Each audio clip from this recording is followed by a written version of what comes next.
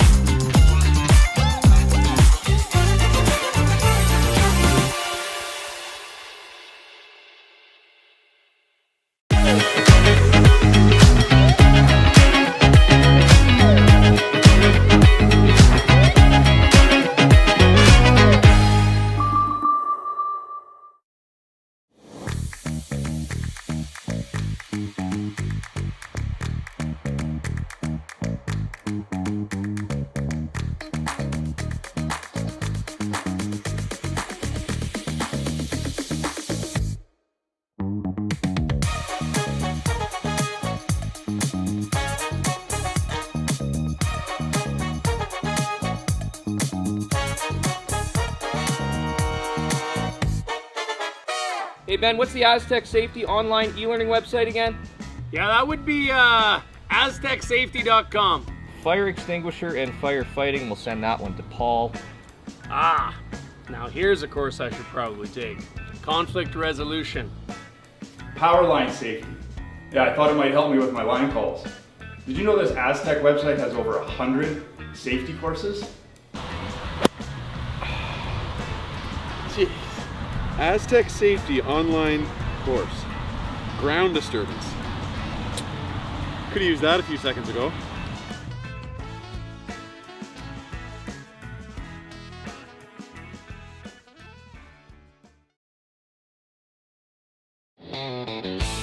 RME and New Holland, proud sponsor of Curling Alberta's Summit of Champions. With 24 locations in Alberta, RME is your preferred CNH equipment dealer. RME, right by you.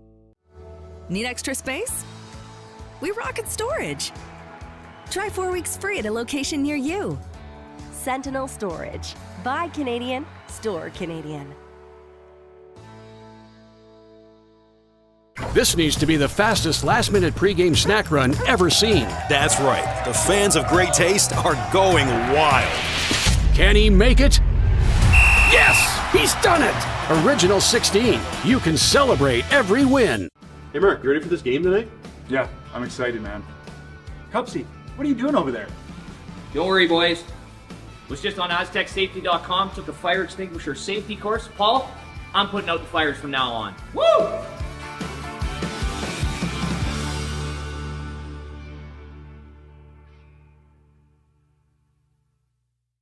Developed over a decade in collaboration with the finest ice makers this side of the Atlantic, the Pebblehead PB5 is nothing short of a triumph of sophistication and craftsmanship. Weighing less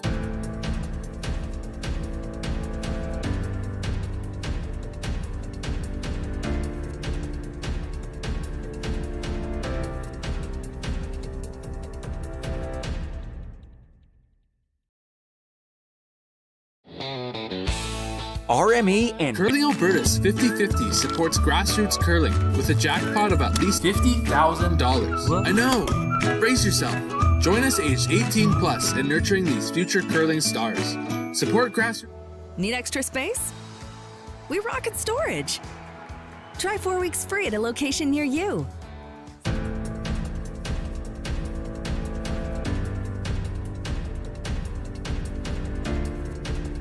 Brett, come on, man. I know Aztec's #1 for online safety training, but we really should be out here practicing. I know, guys. I'll be right there. Just let me finish this course on gas detection.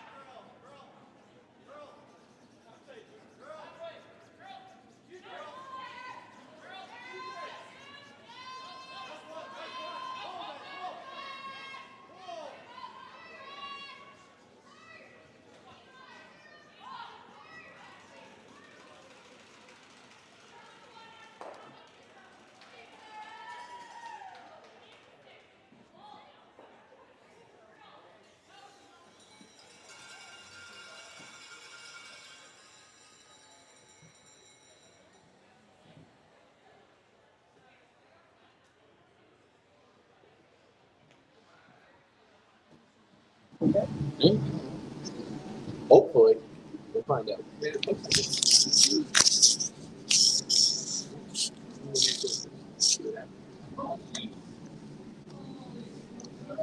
Well, there we go.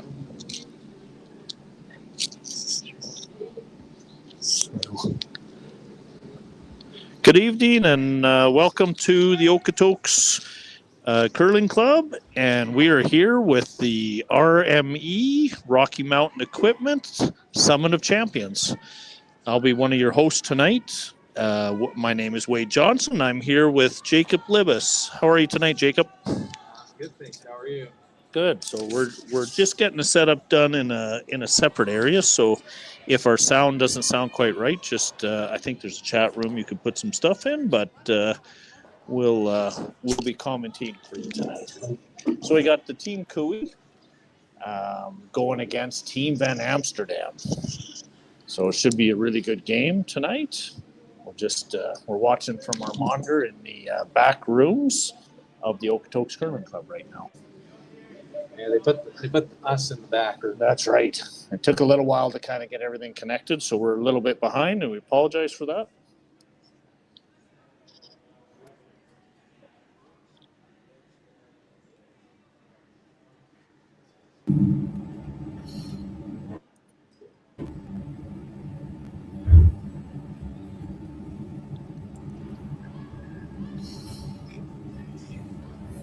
So this is the A-QUALIFIER. We'll see the winner of this game. Sit and wait for the B-QUALIFIER to play in the page system. It's a pretty important game to set yourself up for the playoffs. Definitely a big one. Definitely a big one. If you win this game, B-QUALIFIER, you get 2 lives in playoffs. Yeah, it's been a long week already. We started on Monday night was the first draw. Some teams, if you happen to drop early, they would sit for, in some cases a day and a half, but that's just part of it when you have 2 sets of 12s, which is 12 men's, 12 ladies, all playing on 4 sheets. But it's been some really high-end play. Jacob, you've been in the event as well. You lost last night to Van Amsterdam. Yeah, that was a good game overall. I think both teams played really well. We kind of lost it in 9 against them, and they didn't miss a beat. They kind of missed their first one in 9, but didn't give up, and they just kept grinding out the 9th end and got a couple misses out of us, which led to a 3-ball. It just kind of snuck up on you almost too. The end wasn't going that bad, and they have a habit of just staying on guys, keeping on guys. Yeah, and I think once you kind of get to this level, it's a lot of you just keep plugging away, keep making shots, and eventually whoever misses first is the one who usually loses the game. It's just the way it's supposed to be. Yeah.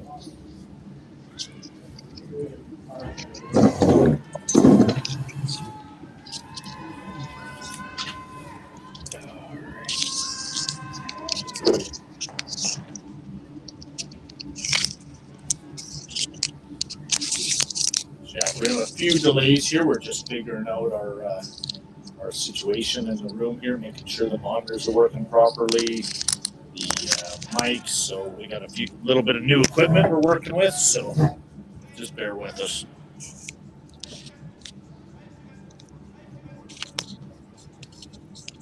We don't have a lot of noise coming from the ice. I think some of the mics aren't necessarily turned on, or else they're using them on the other live stream, but we'll give you updates.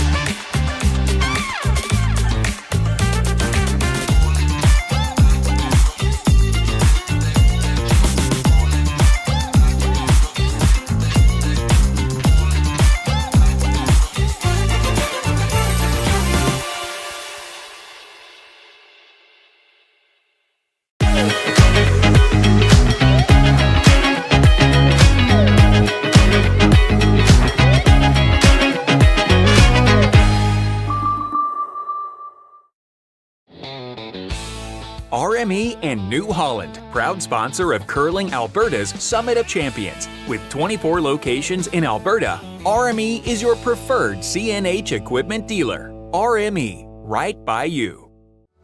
Need extra space? We rocket storage. Try 4 weeks free at a location near you. Sentinel Storage. Buy Canadian, store Canadian. Curling Alberta's 50-50 supports grassroots curling with a jackpot of at least $50,000. I know! Brace yourself. Join us aged 18 plus in nurturing these future curling stars. Support grassroots curling with Curling Alberta. Okay. All right, we're back to end number 2. Oh, not yet.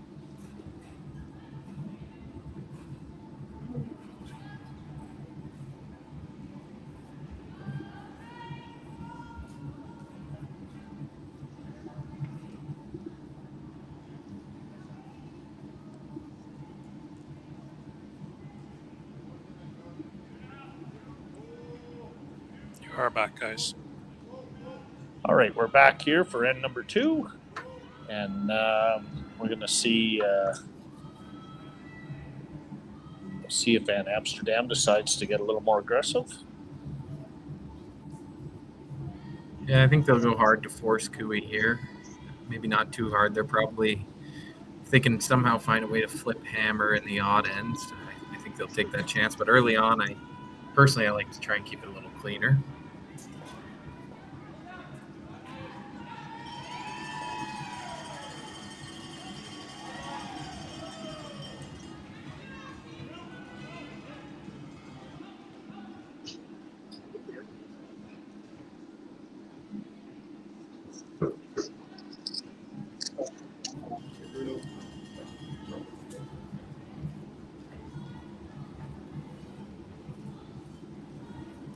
A little deep there. I think Cooey might go around the corner here and try to take advantage of a slight mistake by Van Am.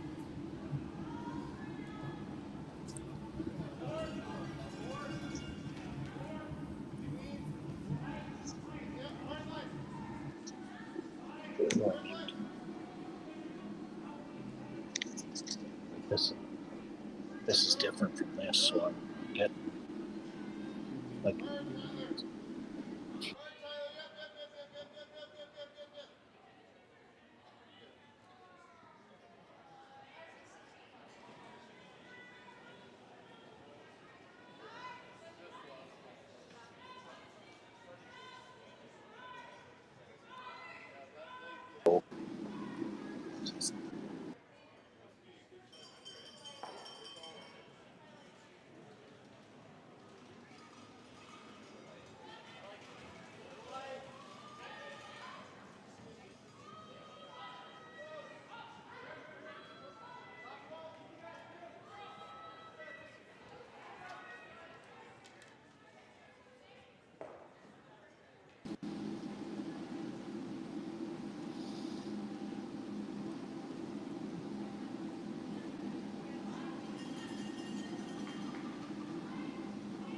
That little, oh, that's.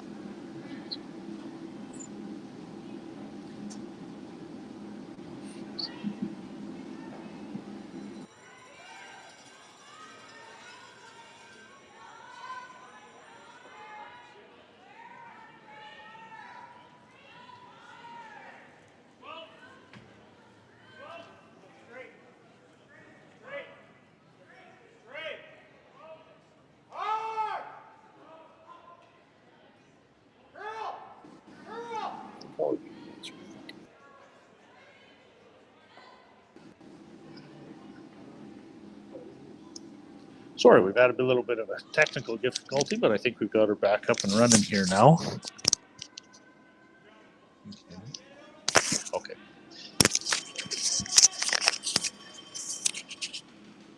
So we see Van Amsterdam. He's going to make a play on this red. Maybe try and roll under. He'd like very much to get to the nose of this one.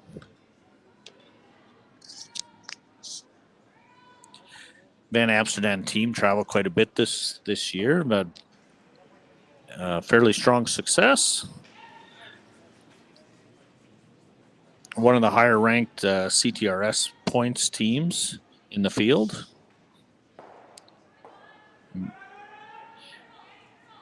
And that's actually a pretty good shot. He would have liked to maybe killed all the Reds, but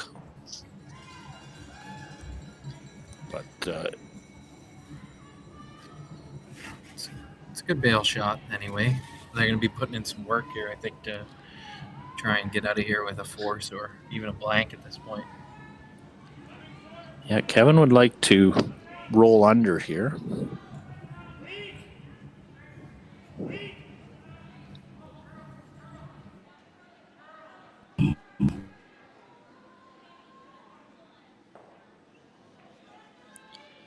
And they play such soft weight at these rocks. So look. And the rocks are so lively, you don't have to throw it real hard to eliminate them from the house.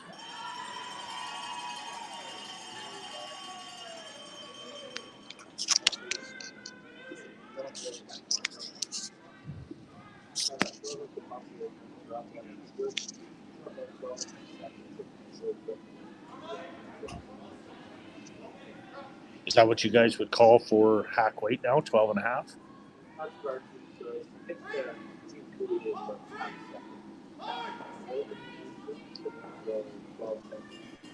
Well, that is a tough jam for Van Amsterdam.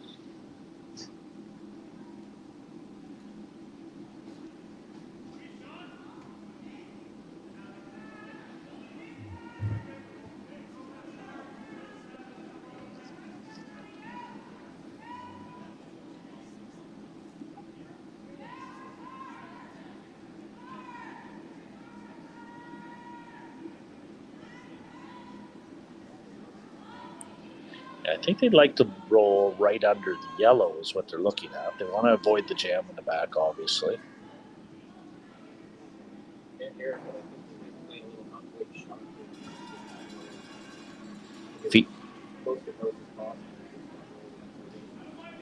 Yeah, and if he could roll half under, even if he rolled fully under, they made the short run, they wouldn't be shot rock, and Kevin would still be shot in the back. Exactly. Now Kevin, all of a sudden, the three's back in play. It's a big shot here.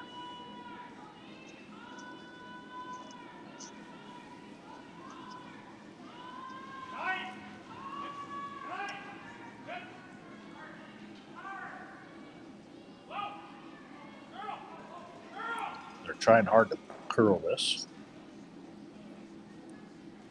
Got a little more in the nose, but that doesn't actually hurt him. So Van Amsterdam's going to go right around the center now.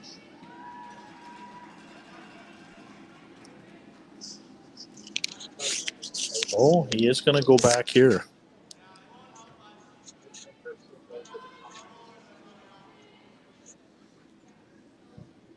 Yeah, if you can hook this deep, you know, there is the jam possibility, even if they played the run back on it.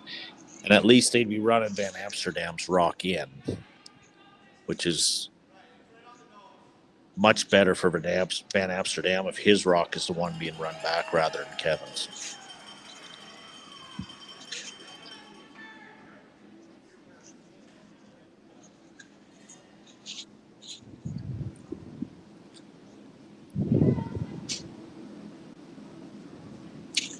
This is Jeremy Hardy throwing here from Nanton, Alberta. Jeremy actually has been a member of the Okotoks Club in the past. He has some banners hanging on the wall here from his junior days.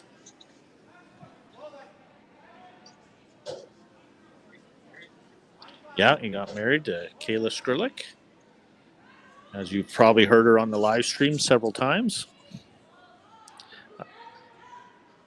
I saw his dad, Dwayne, here. They've had the family up. There are lots of people from Nanton here watching. Went a little deep there, but he did get shot.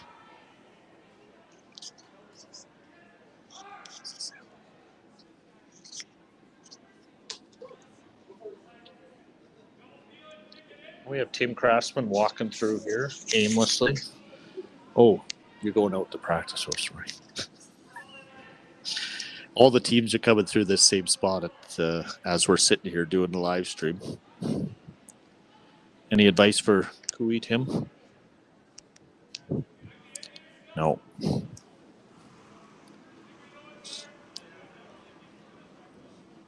Not a lot of discussion about this one.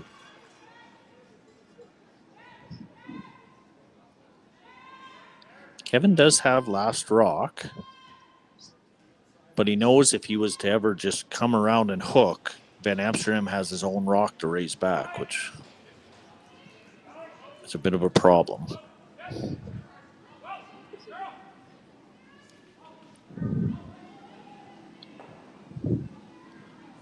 That's pretty good. Push it behind the corner and roll up for a guard. Like,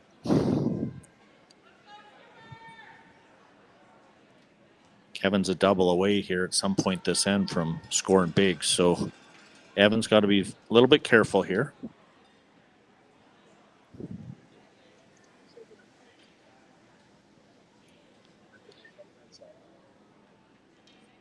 Is this where you would go with this, Jacob?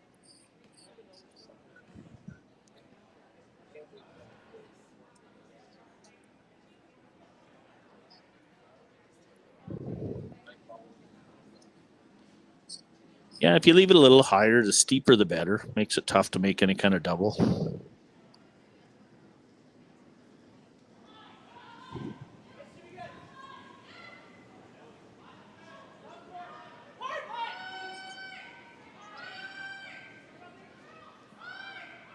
And they're working this pretty hard.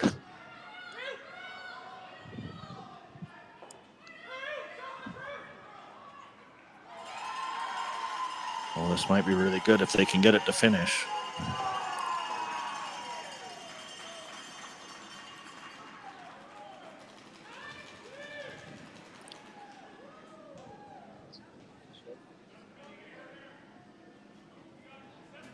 Boy, I'm just rewatching this to see, like, that really didn't finish very hard.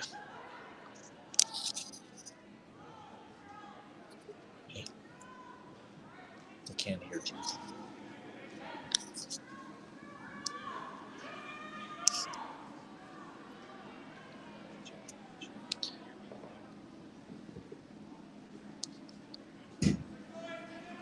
Yeah, that was, for whatever reason, that just would not come off the line. Thanks to Colby McDonald. He's been giving us some feedback on the sound levels.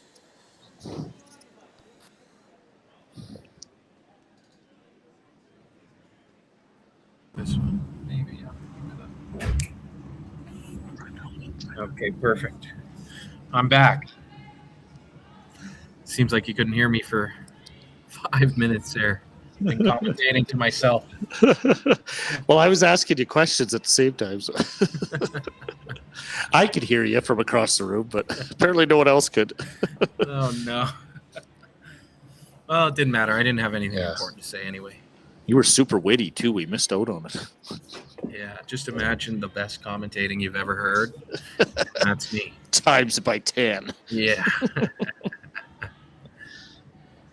So Kevin could see a lot of this. He's a little worried about the jam. He's trying to decide on what weight to throw at it. He's really hoping to get some late curl past the guard and kind of tuck it a little. If he can ever just make contact. You know, he's stuck rolling away. Interesting. Yeah, he's quite worried about jamming over there. It must be running a little straighter in that spot, maybe. He watched. Well, Evan just tried to come down, and he didn't get anywhere near that guard. I'm just thinking, like, if you can ever make contact, those two yellows, move the back one, you're looking pretty good sitting 3. Yeah. Evan's got to make something pretty good, or else it could be an easy 3. I guess Kevin probably doesn't want to give him any chance to get out of this end. I think if he rolls away here, he's got to figure Van Am is going to leave him some sort of double to get 2 or 3. Yeah, and Evan's almost got to play the hit and roll. He can't just draw, or else all of a sudden the 4's in the play. So this is probably a pretty good call if he can go right across the top and roll.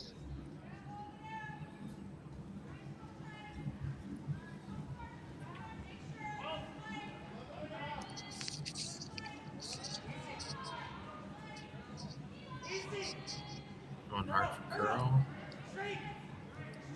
Seems to be close.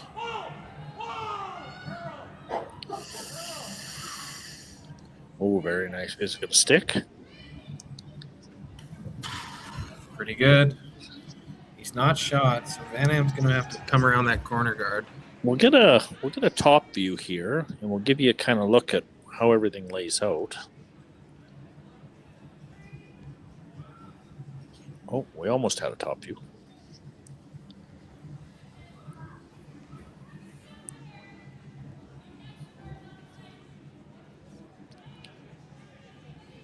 Oh, there we go. So yeah, they're lying first, and then Van Amsterdam line 1. He's going to try and hook this. He didn't take a pile less ice than he did on the other one that he threw around.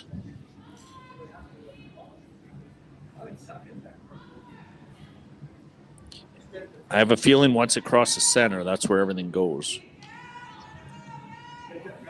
Yeah, I found here at least it's really about. They've got a slight peak down the center line, and I find that once if you can just hold it on off of that center line for as long as possible, once it gets there, it goes hard. They're really working this hard to get her to curl. Boy, that did not finish. Did not finish any more than the last one. It's really only a shot for 1. There's no... Yeah, he's just going to play it for a shot for 1. Oh, we got Scotty Meekin in the house coming through. Ice assistant extraordinaire. Yeah, we don't talk about how great the ice is because their heads wouldn't fit through the door. Well, they got so many experts here. Jacob's dad is the head ice maker here. Mike Livis done a fantastic job yet again. We don't tell him that either. His head. No, I'm hoping he's not listening because he can only put up with so much. He's actually behind the sheet coaching the Cooey team at the same time. Him and John Dunn. They've been a great duo together, I think, kind of getting this team. They got them really ready for the trials. Kevin looked like his old self back there, and I think they've been pretty good together. Yeah, John's been there for 20 years now. So we're going to go to the commercial break, and then we'll come back with some more John Dunn stories, I can tell you.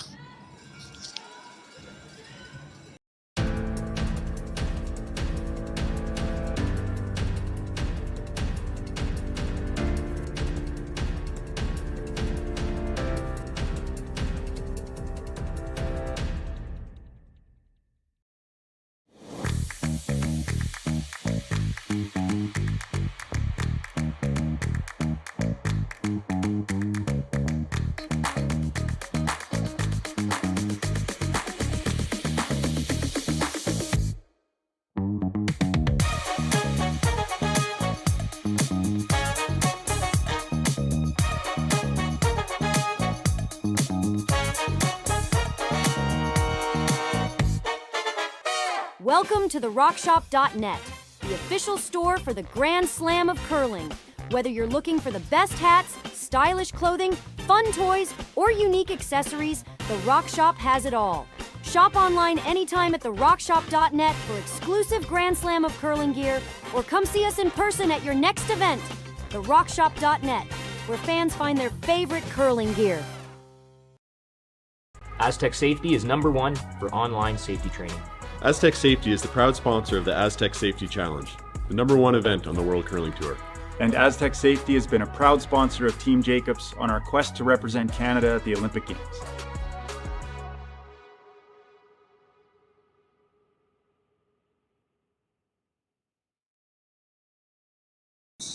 From the coach. Oh, and we're back at her here. I'm also staying with Michael still. Get stuck. So we had the Cooey team throw up the center. Yep, definitely a nice shot on his last there. And Van Amsterdam tried to come around here, so we're sitting top 4 foot.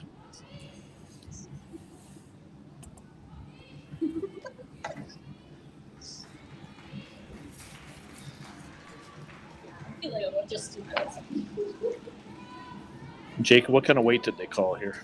I think he's calling board weight. I don't have my stopwatch on me, but yeah, it's maybe not the weight I would personally call, but obviously Kark knows what he's doing. He just made it. Typically for me, when we're playing close to a center guard like that, I like to bring the weight way down just in case you don't want to chip off and leave about 2 corner guards. Exactly. That's worst case scenario. All of a sudden you over curl and rub the guard, everything goes back up, and now you're really in trouble. But these are 2 of the most experienced teams out here, so we typically won't see them make that same mistake. Nice little tap here.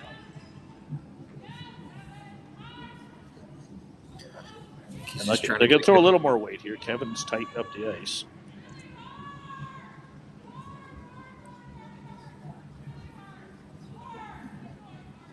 What would you say with that ice as straight as it's been, Jacob? Are they throwing around a 10-second hit?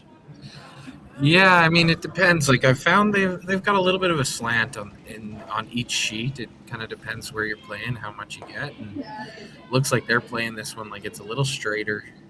I know they did pay for the Rocks last night. Our game earlier today, we thought we got a little more curl, but definitely you can feel a slight tilt in the ice out there. At least on sheet C, we had that for sure. D earlier in the week. So I think this one just a little bit of a straighter side. We saw it last end. They had a hard time getting around the corner guard. I think you'll notice now, too, a lot of the hard rotations have actually come down a bit. We're starting to see a little more 2, 2.5, 3 rotations. We're not seeing a lot of the 4, 5, 6. That last one was about 2 full rotations. When the ice is running that 6-foot curl, you're seeing a pile more rotation getting spun. But as the curl comes down, you want to be a little softer. You don't necessarily want to be back as hard.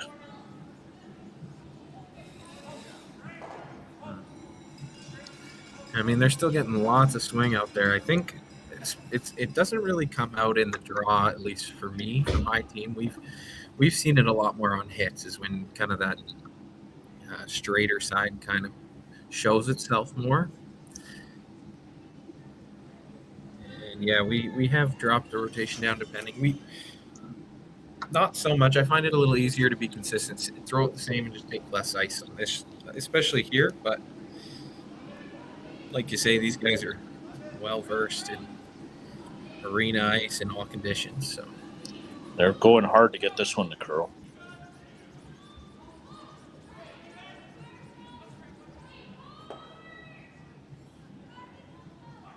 Good shot, roll to the side, keep the shooter.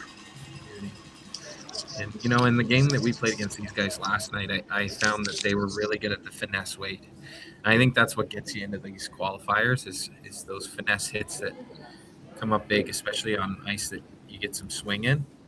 Yeah, I think that's one of the things Evan does very well. He can really throw it hard if he needs to, but with his very next shot, he could drop her down the hack weight and pinpoint it at the same time. That's what he did to me. That's what he did to me last night. Dropped her down to 12 seconds and made a perfect hack waiter for 3. And he just does it so nonchalantly. Not a lot of emotion. He just put the broom down and throw it. He's kind of a little bit of an old school type player. Shot maker. Yeah.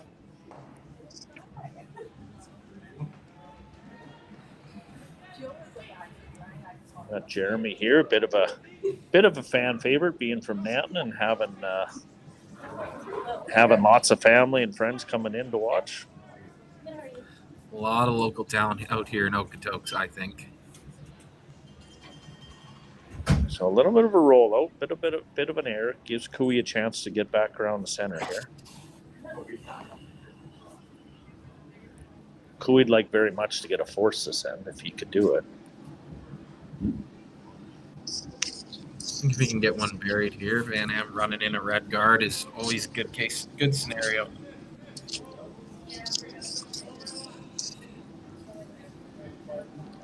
They're staying back off this one, but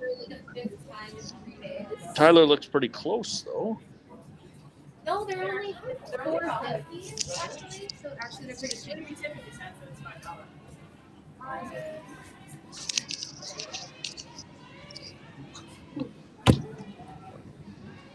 So they're playing a straight freeze here, and they're just going outside the. Did they call the tap, Jacob, or are they calling the? Are they calling the freeze? I was thinking the tap. Looks like we can't hear him, obviously, but yeah, because this is dead buried.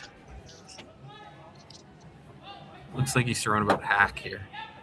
Nice 12-5, just bump it out.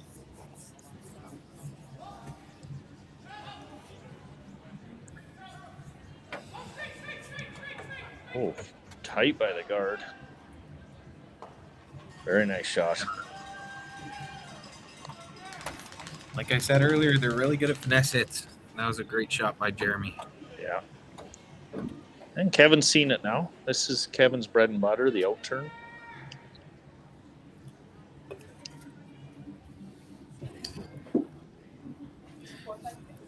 I've heard a rumor both these guys really like their out turns, so we might be playing one side of the sheet all game here. Yeah. It's one thing about great players. They may really like one, but they can throw it all. Absolutely.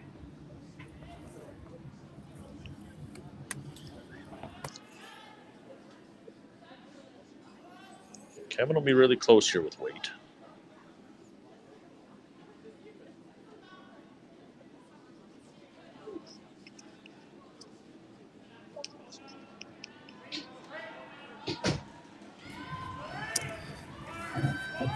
Carrick is really going hard on this. He's taking some early curl here. Oh, just feather touched.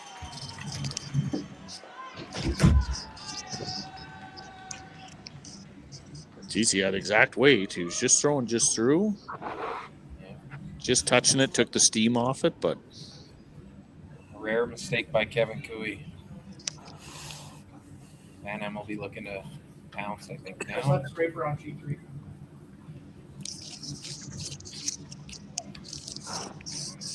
I don't know, Jacob, have the rocks been pretty solid all the way through? Oh, yeah. I mean, we've had... They've all been really good. I think we had one rock on sheet A that was a little bit off, but on D anyway, we found... I threw all mine straight up when we played on D earlier this week, and they all ran great.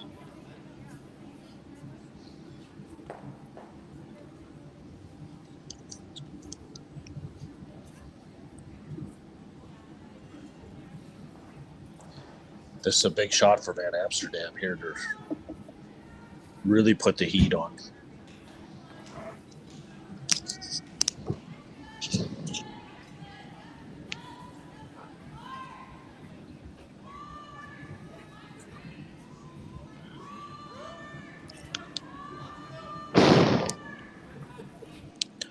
Well, they're calling it heavy early.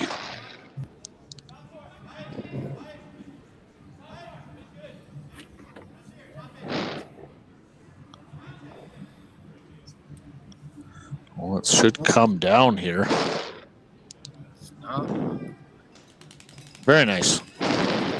Good. I think we'll see Kevin throw the run back here. Oh. Wow. Well, Kevin's only got one left. He throws the runner. If he doesn't make it, it's a 3. I think he's thinking just pick this and give him his deuce and move on. Sometimes you just got to give up the 2 and move on, I guess. Yeah. Take your medicine and move on.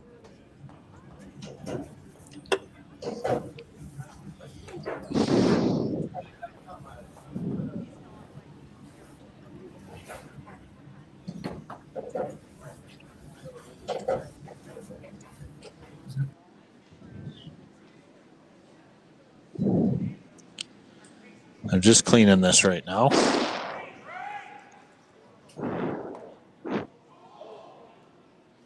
Yeah, it was either one or the other, but he made the top one instead of the back.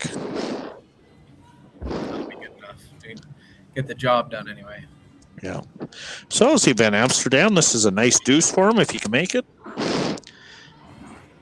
set the advantage in his favor.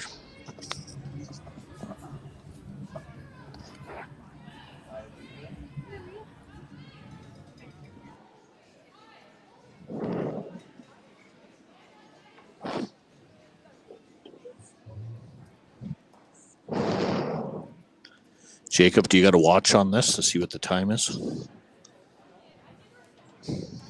I do not.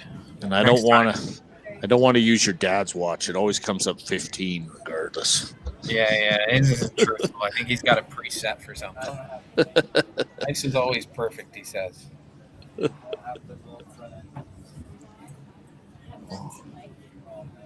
Oh boy, this might be. Should be good.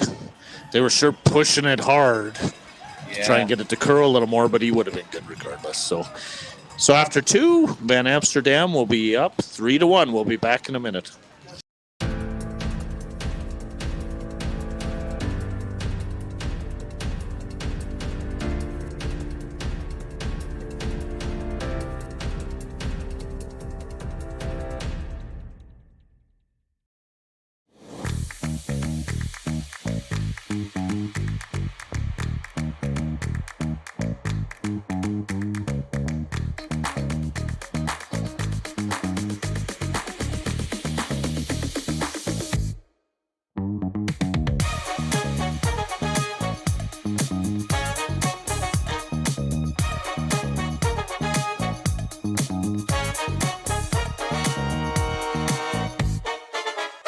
Welcome to the RockShop.net, the official store for the Grand Slam of curling.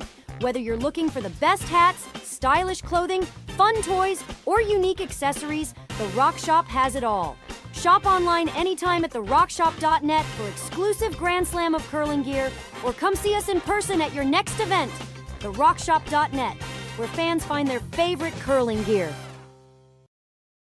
Aztec Safety is #1 for online safety training. Aztec Safety is the proud sponsor of the Aztec Safety Challenge, the #1 event on the World Curling Tour. And Aztec Safety has been a proud sponsor of Team Jacobs on our quest to represent Canada at the Olympic Games.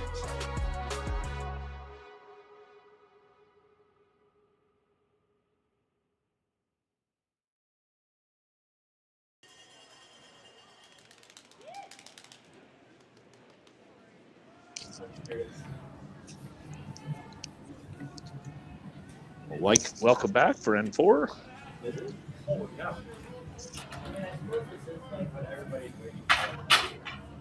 This game's flying by. I'm having too much fun.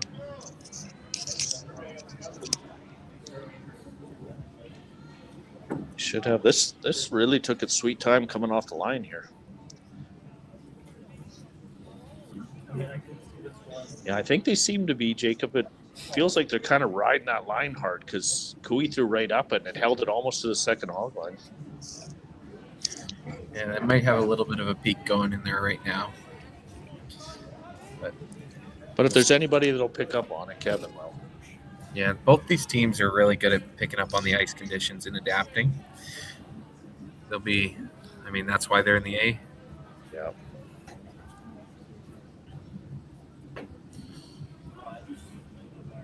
This looks like he's going to go deep here. Just behind the tee line.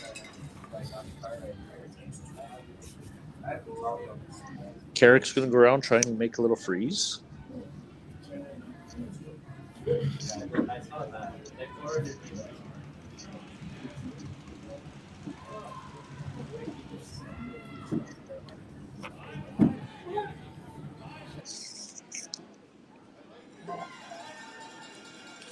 I have a feeling this will be very close.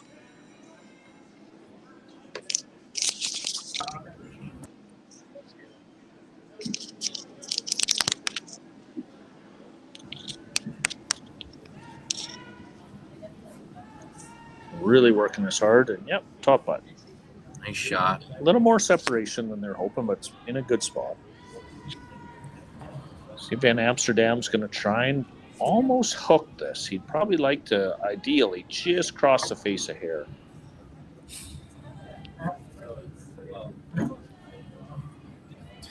This is a game I try to avoid against Cooey. He's really good with the angles, but Van Am has been really precise lately. So see how it goes. These are the kind of ends that provide a big swing for teams.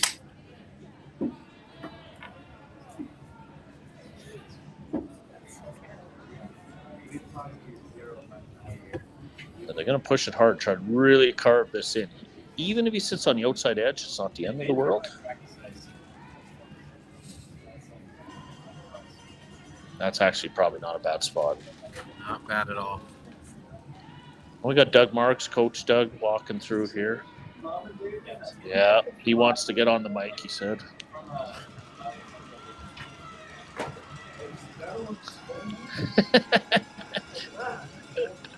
Doug was just on our live stream in the club championship in Okotoks last year.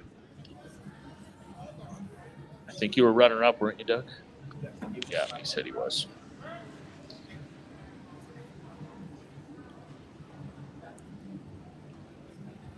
Aaron Solchinski throwing second rocks. Just missed the back one. Just didn't quite get it over there enough. And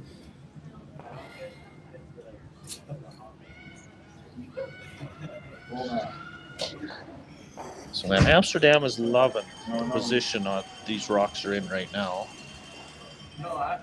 He's going to throw the guard, make Kevin have to throw another runner. Oh, I got a nice note from Julia Kennedy up in Edmonton watching. Her sister Mackenzie just won the U18 championship. Julia plays with my daughter Chloe, so they're lining up to play in the U20s here in a couple weeks. They're in the XL Cup coming up here in Okotoks in another 3 weeks, so we're looking forward to seeing Julia down here. Good up-and-coming team. Yeah, very nice draw. Jacob, your sister's also in this event? Yes, she How is. is she doing now? They had a tough one earlier today, dropped down into the sea, but they're playing right now. You know, a close game with Richards, and it just didn't quite go their way in the extra end. Yeah, I saw that. It was a good game. Very good. Good play by Richards to get into the extra end and get that steal. Yeah.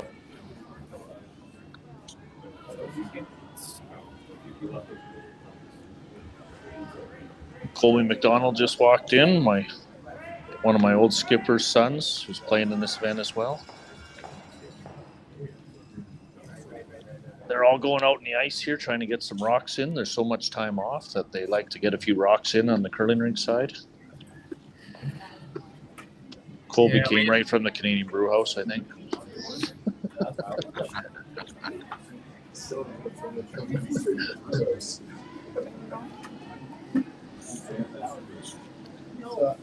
So Jeremy's going to try and come around here.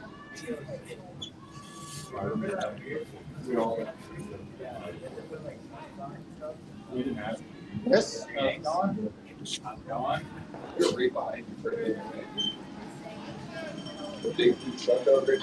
Oh yeah. Yeah, that's all. When did the all day? Wow. Didn't want to bother anyone. Just going to get this over. But it should accomplish what they're trying. Looks like it worked out for him. Looks like Cooey's in full-out bail mode here.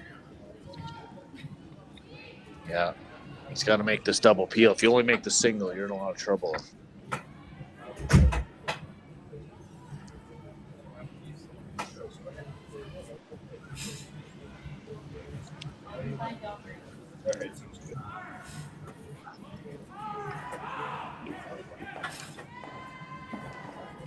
Nice shot. Oh, yeah. Nothing wrong with that. Things are a lot better now than they were. Looks like they might be able to get a blank out of this after all.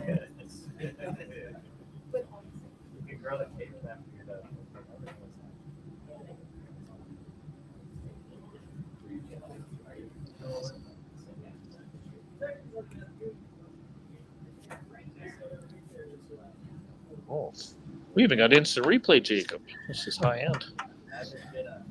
You know, I've been seeing a lot of those instant replays from Tyler Tardy lately. He's making a lot of those angle raise run backs. Yeah. Seems to be his bread and butter these days. You just hope you don't have to throw them all the time. No. But it's nice to know that it's available when you need it. Very nice shot there by Jeremy. Jeremy's one of the true nice guys in curling. Never see him really get too worked up. No, very, very nice guy. I didn't like him yesterday after our game, but he's a good guy otherwise. Maybe that's on you, Jacob. Yeah, that's probably on me. He made too many shots yesterday.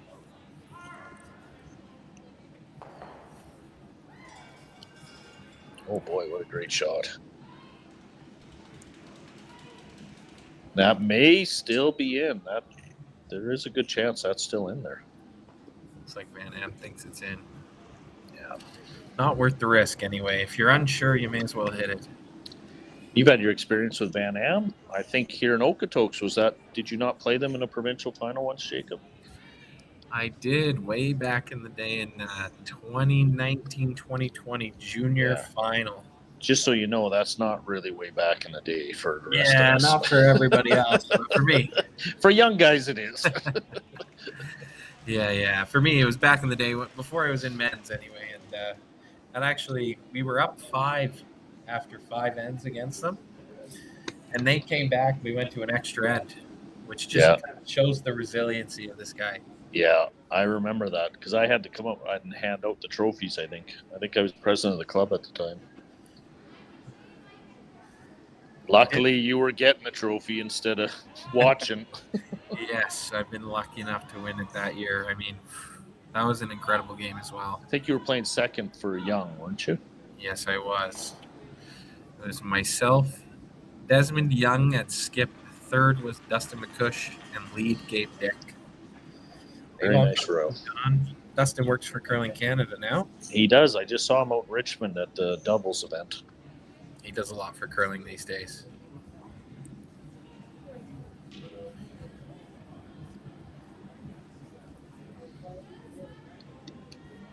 Kevin's going to try and roll this right under the red if he can help it. Maybe produce a skipper's deuce here. It's my favorite 2 words together. Skip's deuce. Yeah.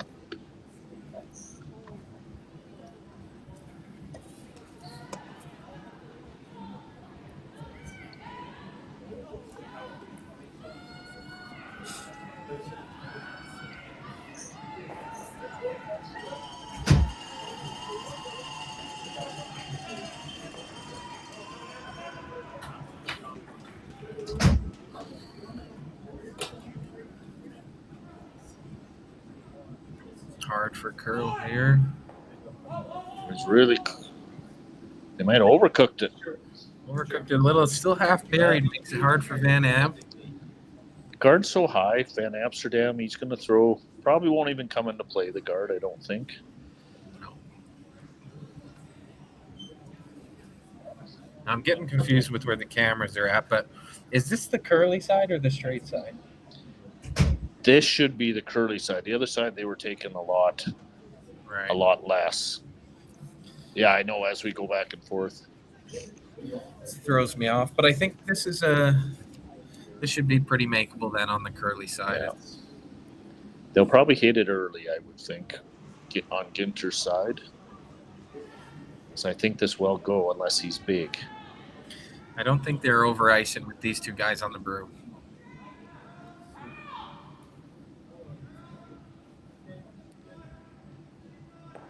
Dr. Khonshu working this one.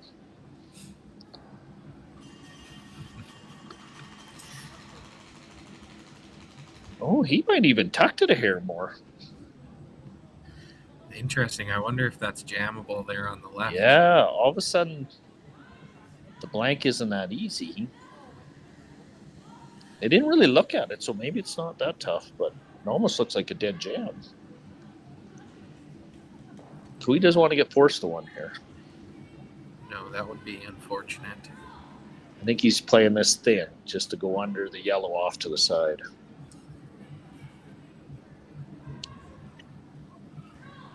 The big rock lift.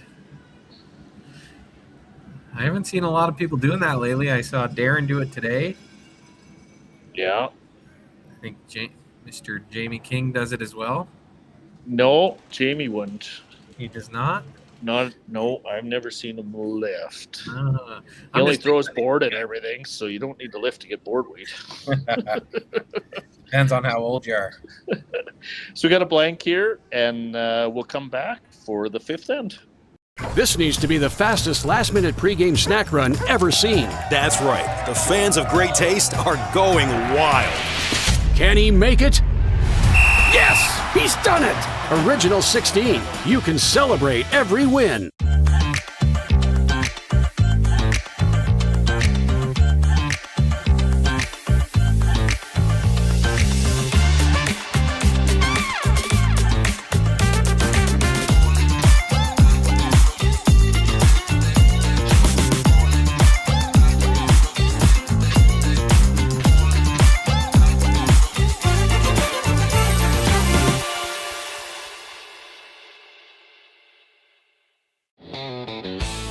RME and New Holland, proud sponsor of Curling Alberta's Summit of Champions. With 24 locations in Alberta, RME is your preferred CNH equipment dealer. RME, right by you.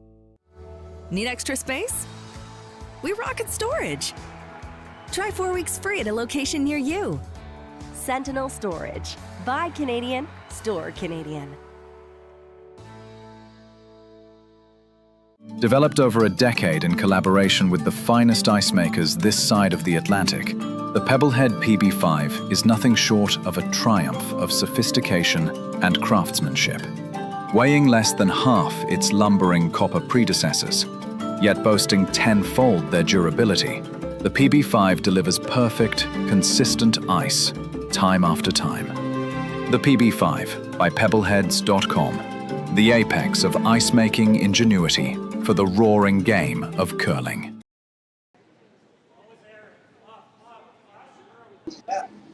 And we're back here for the fifth end. Game's blowing by. It's been a pretty good game at this point, hey, Jacob? Absolutely. I've seen a lot of good shots. Well, a couple misses, but I think we'll start to see the level of play elevate for the back half here. Yeah, and we thought Van Amsterdam had an easy deuce there earlier, but he had to really work for it. Yeah, exactly. I think I've found, at least in the game we played against them, you get your bearings in the first 5 and kind of try and keep the pace up to conserve time, and then once the game gets into the fifth end, you start really bringing the play up and putting more rocks in play. Yeah, we might see an aggressive second half here for sure. Cooey's down 2. He'll be trying to do everything he can to get the lead back. Or get the lead at all. We've had some pretty nice crowds, actually, for early draws. We've had some nice crowds out here, so there's some great atmosphere out on the ice. Right now, we have 40 different professional cornhole players in the beer gardens that are playing full tournament there, and they say it's professional, right? Oh yeah. Yeah. High level. And it's long, like they're throwing a long distance, and they are just nailing them. I saw them in there earlier, and they are not missing. Like less than they're missing in this game. Yeah, like unbelievable. Like Jacob and I are playing at the campsite. Like we're only like 15 feet apart, but these guys, I don't know how far it is, but it's a long ways. Double that distance, maybe. I had to put my glasses on to see where the hole was. And I can't even hit the board from 15 feet away, so. Yeah, so some great events going on down here that go along with the curling as well. So come on down, get a ticket. Now's the time to get into it. It's starting to get more intense. Playoffs are starting to come up quickly. Yeah. Saturday morning, I think they start. This is nice. He's going to really finish this around the rock in the 12-foot. Hardy's really pushing this. Very nice. Nice draw. Kevin's looking to see who's second shot here. Fifth end, he'd like nothing more to get a deuce here.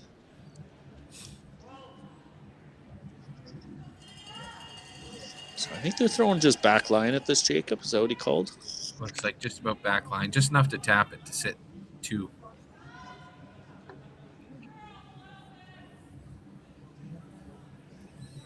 Aaron Solchinsky throwing this one from Drayton Valley, Alberta. Is that where he's from?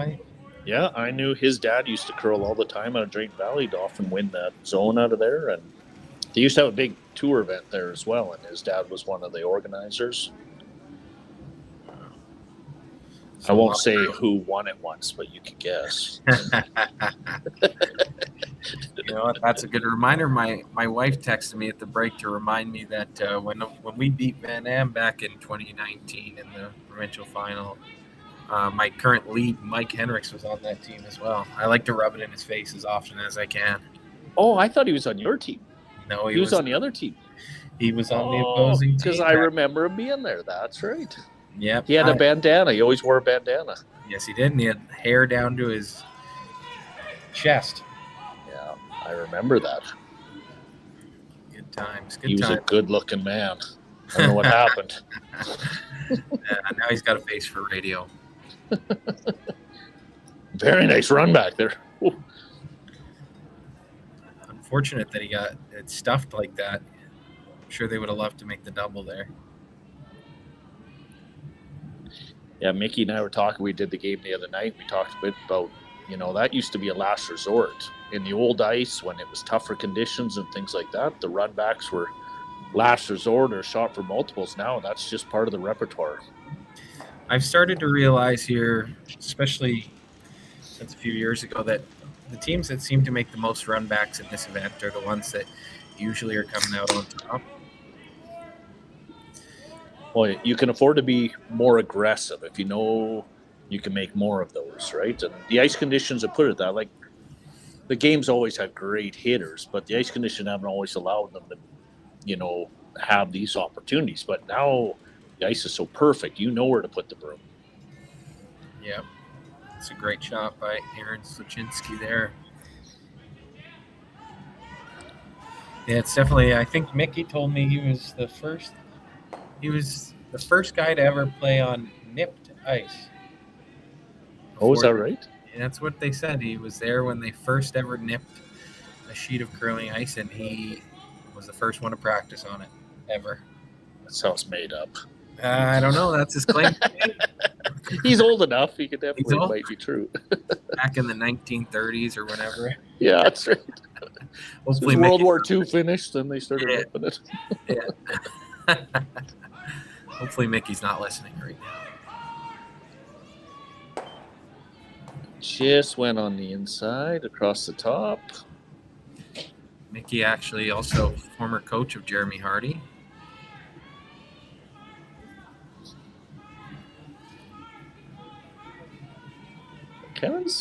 He can smell blood in the water here a little bit. Recognizes the top yellow is probably the one that maybe's going to cause him some issue. I might go around the corner guard here. Yeah. But I think he's just trying to decide the depth mostly. Yeah. Probably wants it a hair deeper. If you leave it right on the tee line, the double's probably there. Then you can sit behind. So they probably want it just a hair deeper, make it a little steeper if they want to take a run at it.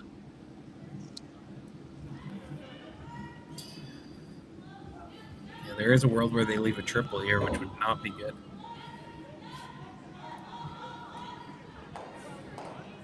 A little bit of an in-out motion, which Tyler kind of does on purpose a little bit. Fight the curl.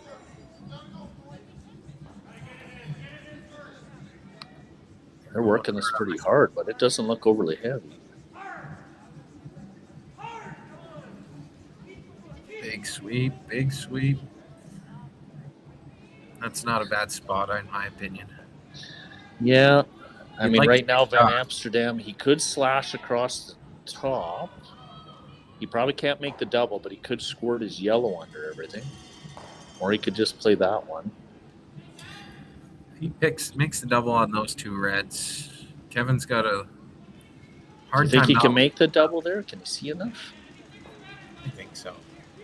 They're pretty close to touching. Oh, yeah.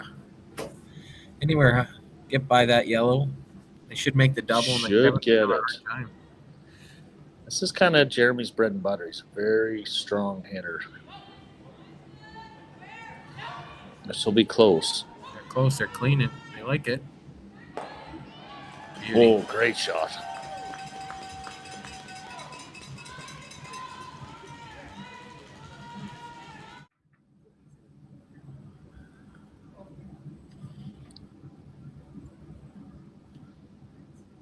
Oh, we got the replay. Boy, he threw that clean.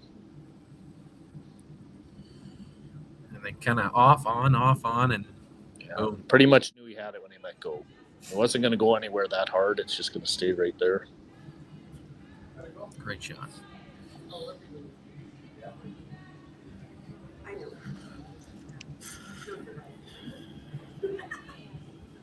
See if he can go somewhere and not. I think right now he's trying to not leave him a double. Just throwing board weight at this. He wants to roll away a bit. It is lining up for a shot at a deuce here. If he makes this, then the other shot is the roll back, right, Jacob? Roll back and try and get under everything. I believe so. I think Kevin called the roll half tucked here. He's not roll. I thought he called rolling away. I think he's trying to roll under the corner guard, try and leave it so there's no easy run double. Oh, he's rolling real deep now. Made it pretty good. Gotta get that out of there. So he left them second shot. Oh, yeah, no, this is open pretty much. So Evan can nose, roll under a bit. Doesn't mean the two's not still in play. Kevin's going to have a little tap on his front red. But this will definitely put some pressure on him.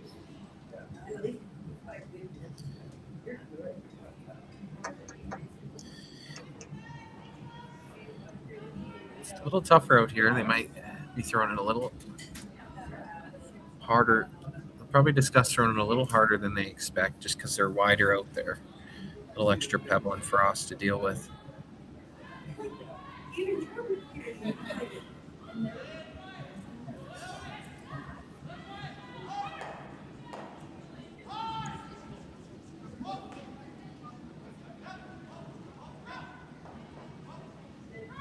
You're pretty close here. Very nice shot.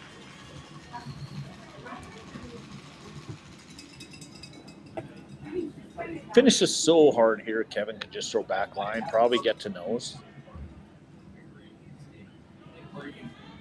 Yeah, I actually think this one's a little easier. I thought this is what he was going to play in the first place. Depends if he knows the side or not. This seems to, that's the straighter side, right? So mostly just got to decide in his mind that this is the shot to play, and usually that's when he's been most successful. I know they've talked about it in the past. Once Kevin decides that's the shot they got to play, and that's the shot he'll make.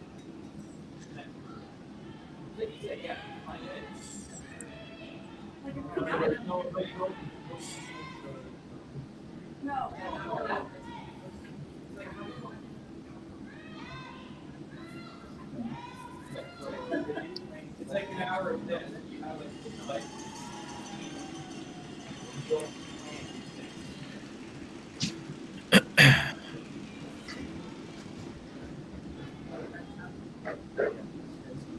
So you must be throwing this at, I gotta take at least board with that ice. That doesn't look like a lot of ice. Well, it looks like board weight, maybe easy. Depends on. He's asking for more, so he must be throwing board. Yeah, I think so. We have seen him run a little straighter coming off this line. A few different draws have run pretty straight.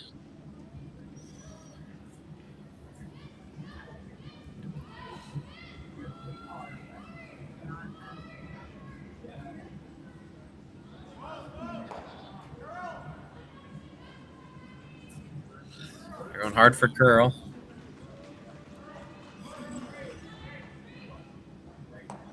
Just didn't get this.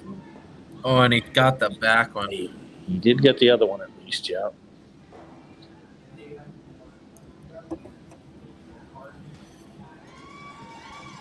So there's a little bit of pressure here. They can get the force right now. Get another one in play here. Don't give up a double, and basically the force is on.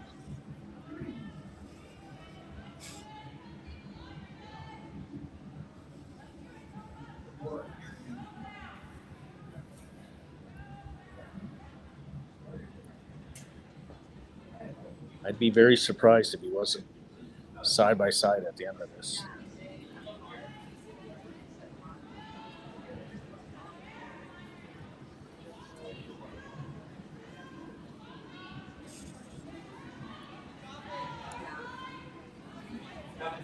Perfect shot, be dead side by side, make Kevin draw the forefoot, move on. You seem to like the weight here. They're close on it. Nothing wrong with a little deep in this spot. Boy, this is really sliding.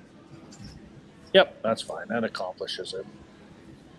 You might have liked to be a little higher just to have Kevin throw a little bit of be more precise on his draw, but that'll do. Flip the hammer. Yeah. Good force by Van Amsterdam. They look dialed in tonight.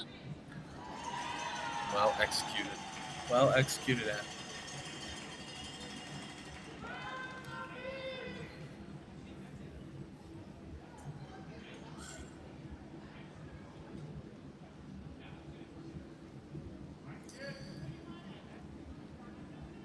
Seem to like it. They're cleaning it early.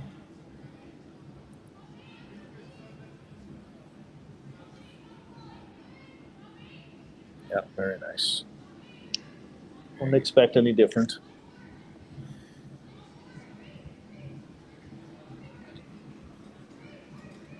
Yeah, so we're going to see Cooey coming from behind here, which he's not used to playing. Well, this year he has a little bit of times, but we'll see.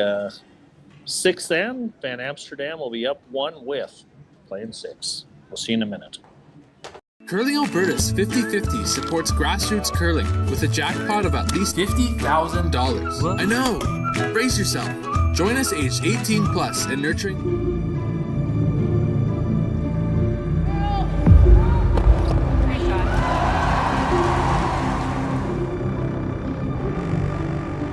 Yes, yes. Curl in. Whoa, whoa, whoa, whoa, whoa, whoa. Oh boy. John. Wait, go, go, go, go. The hell is all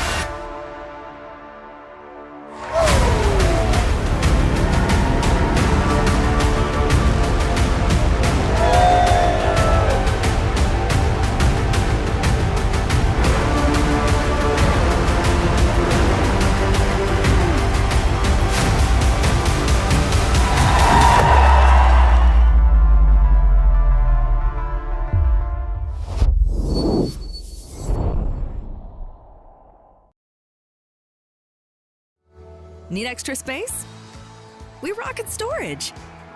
Try 4 weeks free at a location near you. Sentinel Storage. Buy Canadian, store Canadian.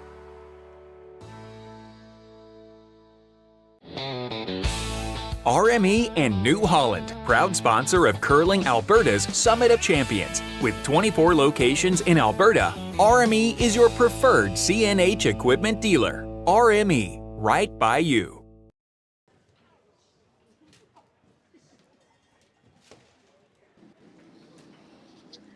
So we're in for the fifth end break here, and Van Amsterdam is up 3-2. It's been a well-played game. Jacob, what do you think we'll see on the second half? I think second half, like we were talking in the break there, I think you'll see Cooey be a lot more aggressive and put a lot more rocks in play. Van Am will just, I think their goal right now is just to keep maintaining the level of play they're at. They're playing really well. And I think they'll try and kind of control as much as possible, stay out of trouble, and take their ones. If there's a gift from Cooey, they'll take it. But I think mostly just maintaining that lead is key right now. Yeah. This needs to be the fastest last-minute pregame snack run ever seen. That's right. The fans of great taste are going wild. Can he make it? Yes! He's done it! Original 16. You can celebrate every win.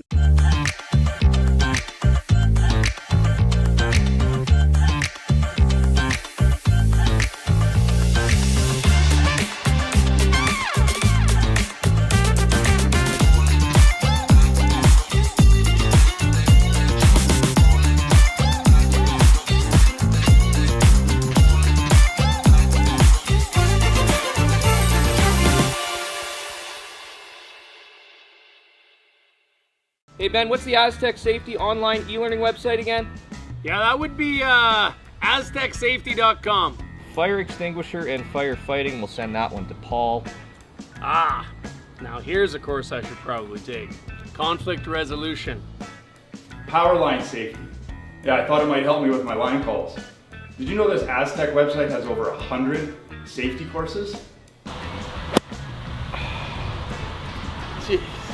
Aztec Safety online course. Ground disturbance. Could have used that a few seconds ago.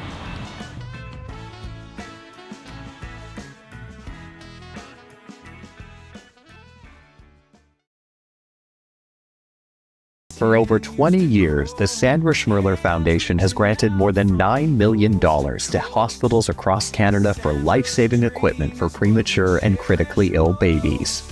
In the past 4 years alone, $4 million has been granted thanks to the curling community's incredible generosity. The need continues year-round, and with your help, we can ensure every baby has the chance to grow up and become a champion, just like Sandra.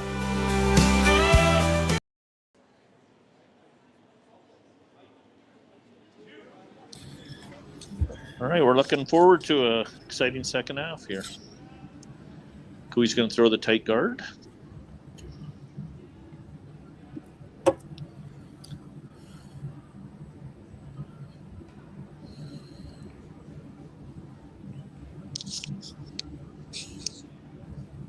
Geez, Kark has been fantastic this game, I think.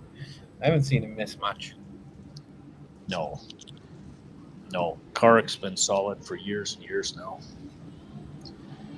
Kark really didn't start playing competitively till much older in life. He was a very good hockey player, and but obviously with his dad and being the curler that he always was playing and throwing, and so it was an easy transition for him. Good athlete, just like his dad. His dad was not just a good curler, but a very solid golfer as well.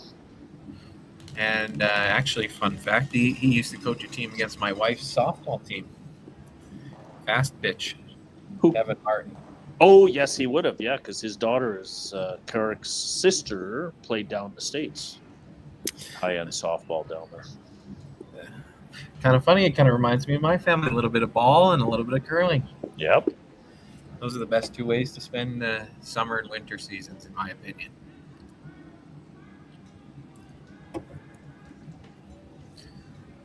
Throw a nice guard here. Kark actually is from Edmonton, but his mom, Shauna, is actually from Wainwright, Alberta, which is right beside Edgerton, where I grew up. So I knew her family quite well. And she's probably heard all the bad things about you. Oh, I'm a little bit younger than that generation, a little bit, but but I knew her brother-in-law Bob was an Edgerton guy.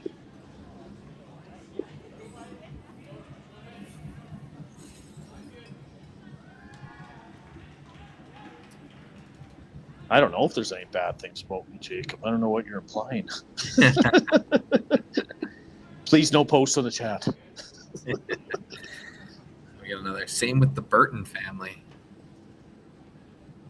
Very nice here. Yeah, Van Amsterdam staying on the offensive there. Kevin's going to look this over. He's going to go right around everything. I usually like to play a tap in this situation, but I guess they're high enough that you can go all the way around and kind of lay buried back button. To me, these are the key shots of the end right here. This seconds first. If you can make something out of this shot, you're in good shape. But if you can't have a zero on this one.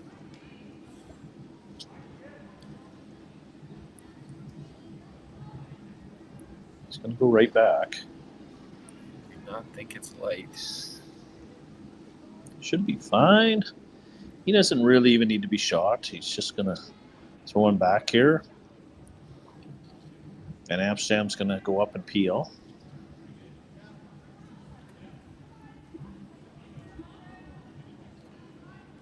This is a little bit, maybe a little bit dangerous, but not really. Just got to make sure you get the one. He's hoping to get both and roll off.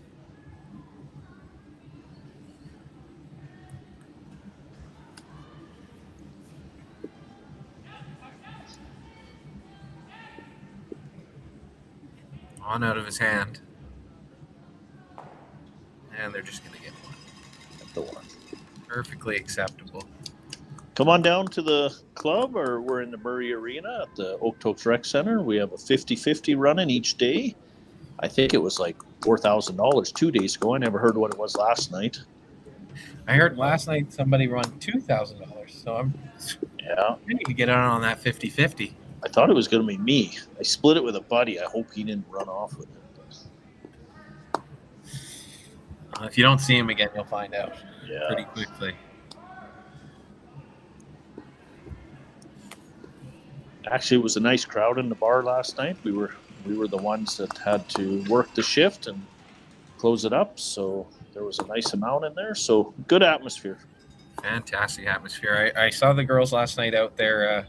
They were carrying around the drinks and delivering them to the stands, which is unheard of. Yep. Great. Just like a Briar, right, Dan? They got a fun patch going on out there. I hear they got a DJ coming. Yep. Your grandpa was playing last night and the last 2 nights. So, oh, is he playing tonight? He's playing tonight. No one asked him. He just showed up with his guitar. That's what he does. That's how he gets gigs these days. He just shows up. Looks like they're having a bit of a conversation here. Yeah. I think they're worried about the jam. Yeah. Evan's definitely leery here. He doesn't want to get forced if he can help it here. I think originally they were looking at playing the high red across the top and trying to get them going. Yeah, they're talking about the split here, but not a fan. Like, I think even just single peel here is Kevin's going to be in a hard spot to get a steal, and I think that's what he's looking for. Like, right now, you just need to score, in my opinion. Even end. Yeah. At some point, I mean, they want to peel, obviously, and keep it clean and prevent the steal, but at some point, you might have to change gears and go for a deuce just because the opportunities are there. You don't get a lot of opportunities against Cooey. So right now is probably not the time, but at a certain point in this end, they're going to have to make a decision.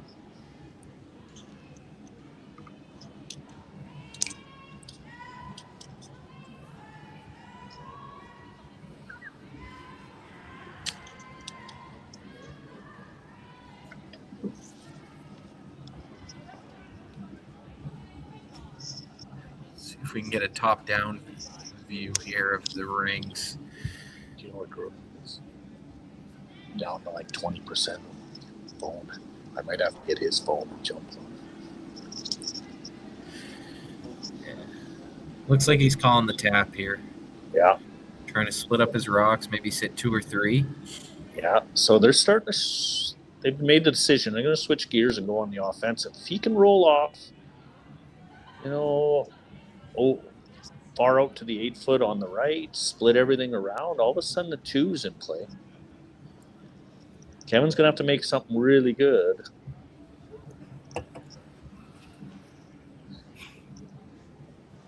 Sometimes the best defense is good offense.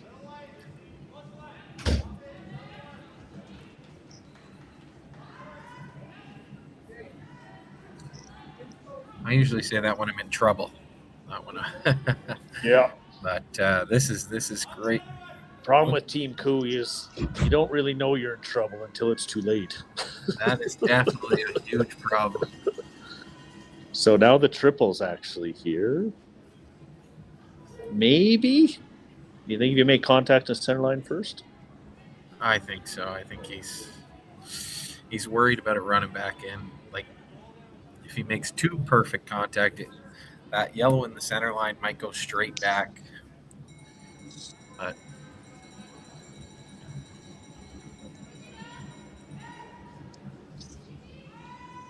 see if we can get another highlight out of Tyler here.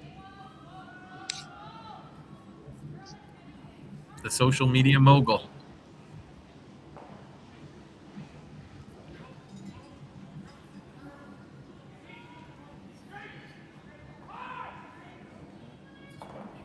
And another beauty. Yeah, went easy.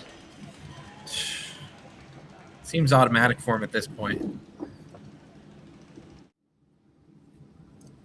Now, that doesn't mean Van Amsterdam doesn't still have the opportunity to get a deuce. He's going to have to make a bit of a roll here, but there's still going to be the opportunity.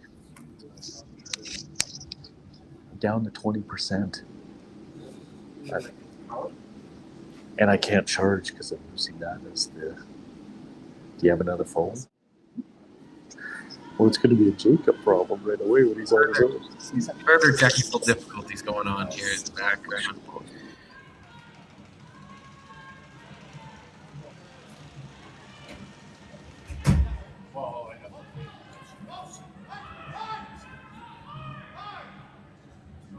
They were hard early on this one.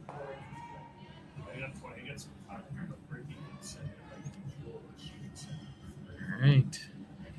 4 down the middle is never bad. Not a bad problem to have. See how well he adjusts after throwing Peel earlier.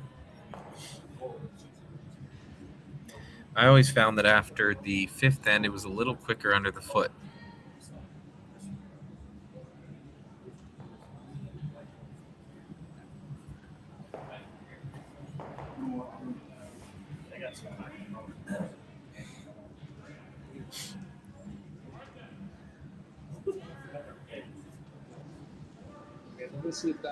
Jumping back in here with Jacob and just giving Bruno some orders. He's trying not to leave me hanging because no one wants to listen to what I have to say. Oh, you're doing a great job. And he's got a pretty good shot. Yeah, he's got to go across top. Really need to make contact as he goes across here. Getting rid of 2 here is probably key. Only 3 rocks left for Van Am. Jeremy's done nothing but make hit after hit, so I'll be very surprised if he's not very close here. They're on it early.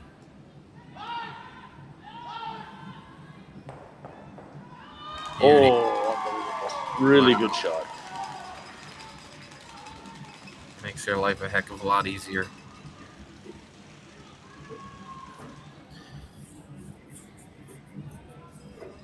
So they still got the nibbler. Van Amsterdam's probably going to have to go on the aggressive here if he's going to get a deuce, which skipper's deuce is going to be really tough at this point.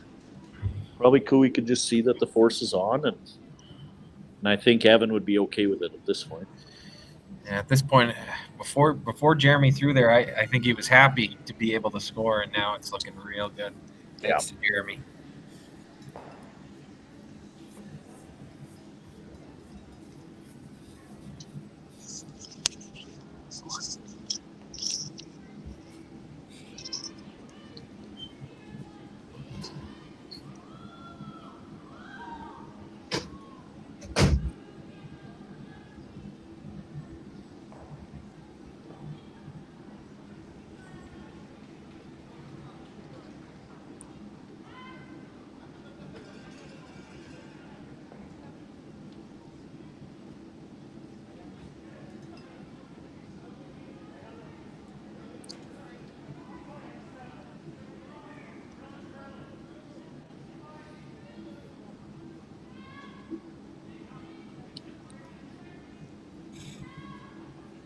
going hard on this one.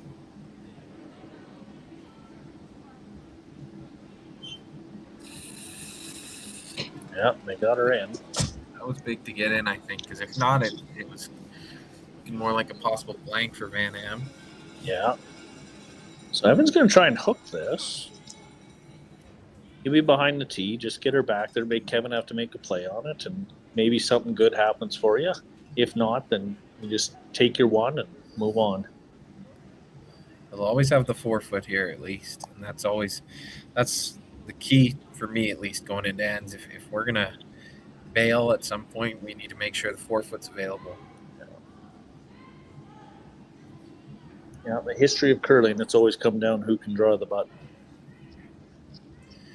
Reminds me of that Briar final in Calgary a few years ago. Nothing. That is something that's my most remembered curling shot is the Pat Simmons draw to the button in Calgary for the win. Yeah, especially after he made run back after run back. Yep. His broom, after he made that draw, his broom was like 50 feet in the air. Yep. Unbelievable moment. Yeah, my son and daughter and wife were all there at the time. Pat was my brother-in-law for a lot of years.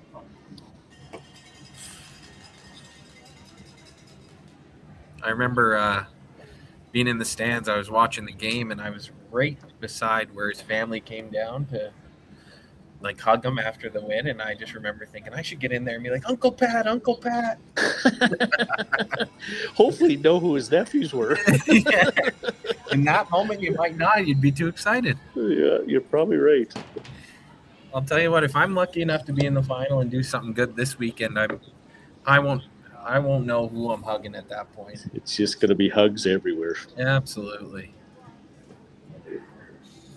Oh, Evan Crow just came into the building from Team Molding. Former Okotokian. He's got banners on the wall here.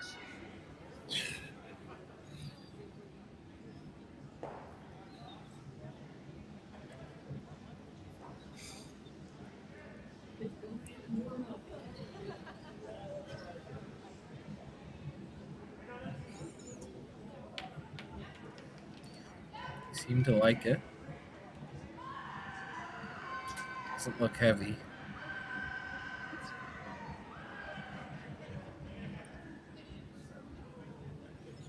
Very nice. Nice shot. So is there an opportunity? We'll get a view here and see. No, there's no shot. He's just going to take a one. Shot for his one. All right. Well, he made it a little bit harder on him. He's got to hit the 4-foot. At least bite the 4-foot here.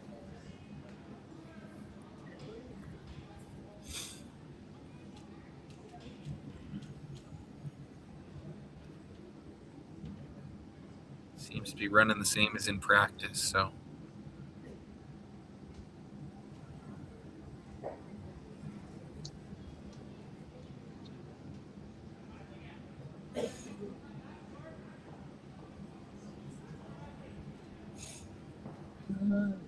They don't look, not a big sense of urgency here. I've got to believe he's pretty close. Yeah, I think they like it here. Just kind of dust it in.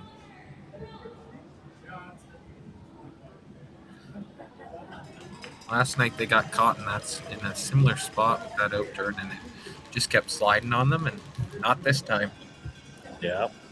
Hit the button with ease. So we're going to go into 7 with Van Amsterdam up 2. We'll be back in a minute. Hey Mark, you ready for this game tonight? Yeah, I'm excited, man. Cupsy, what are you doing over there? Don't worry, boys. Was just on AztecSafety.com, took a fire extinguisher safety course. Paul, I'm putting out the fires from now on. Woo!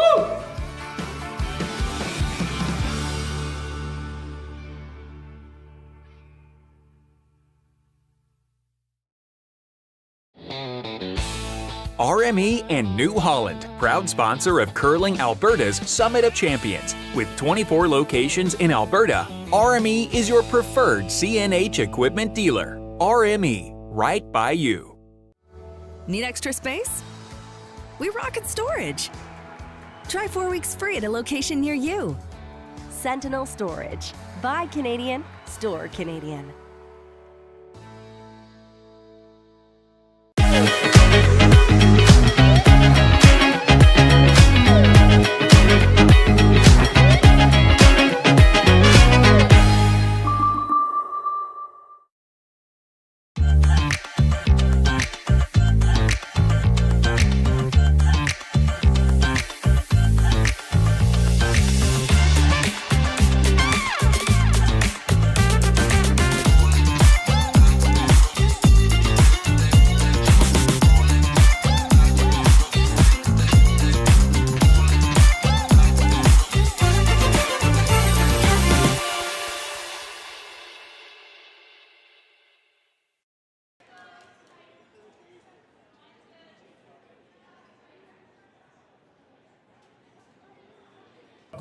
And we are back for the seventh end here. 4-2. Cooey has the hammer. He's going to be looking to score a deuce here in the seventh end.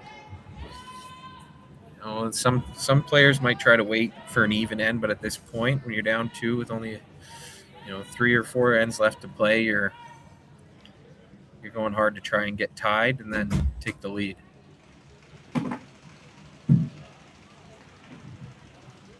Team Tau just came off of practice here at the Okotoks Curling Club.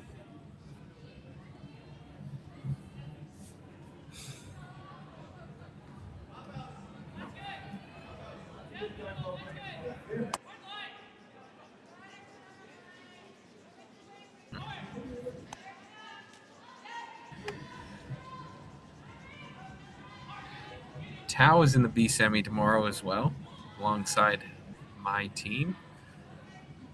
Team Libis versus Team Parent. Team Tau versus the loser of this game.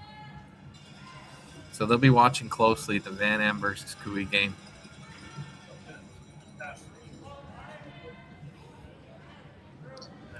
We're going to have some fantastic games over the next couple of days, so go ahead and get your tickets and come on down.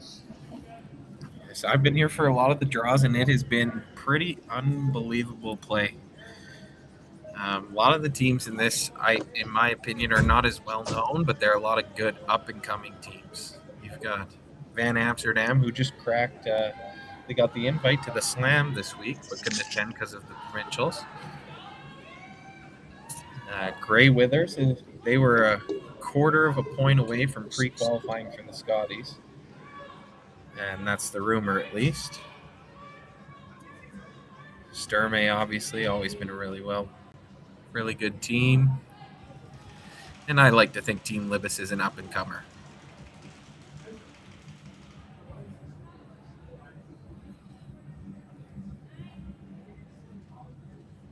And Am's going to go around the stagger here.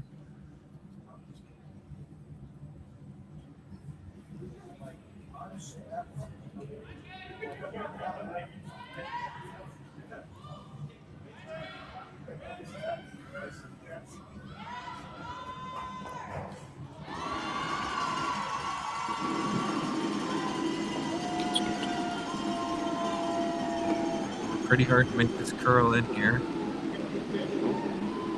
Depth doesn't matter. Nice shot. That's good.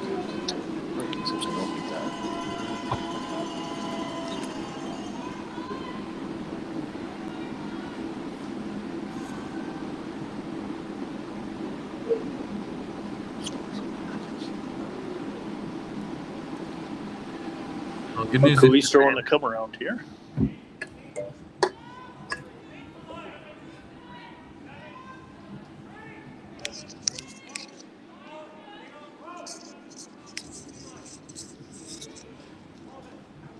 Really close as he's coming in here. And Am's got him playing around into the center line now, which is good. Yeah, Evan's going to try and hook this right on the corner.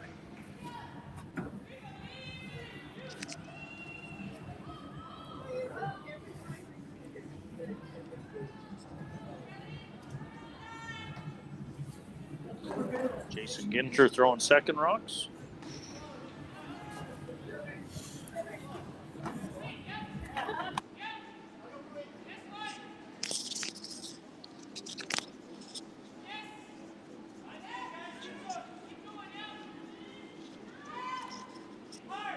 Should get right on the corner here.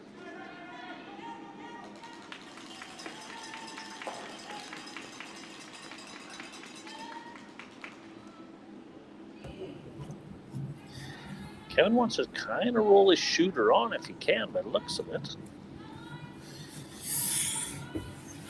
I'd be a little bit worried about rolling that top yellow into the rings into a bad spot, but yeah, it might be worth the risk. It looks pretty flat. Gotta break up that stagger for sure.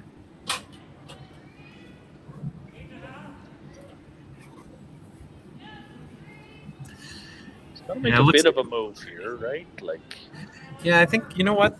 From this top view, it looks like that yellow goes underneath everything if he makes it good. You can roll it all the way out of the rings. Looks like they're calling for a little low.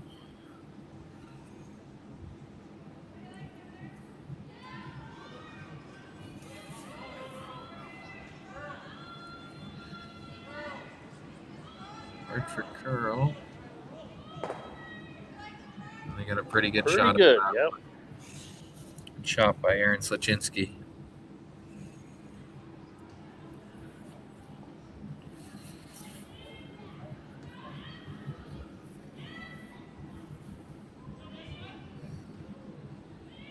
He's looking at a lot of options here. He could play the top yellow, try and punch the red past and roll under. Could just run this into the red in the corner. It's getting a little bit scary. It's one of those. This is looking like one of those Kevin Cooey, what the heck happened, gave up a couple points to him, man. We saw that an end ago where it looked like they had him wrapped up until they didn't. Yeah, that yellow behind that red is not helping him at all. I think they might throw some big weight, firm or peel, try and roll it. The shooter under. Looks like Jeremy's going to come down and have a conversation. Yeah, Curious he's the one to know that's got is he the one throwing this, or we had his? Yeah. Yes. I'm curious to know what their time is at, actually. Like, are they... We're not out there. They stuck us in the back room, but they can't be ahead on time right now. They've had a few conversations like this.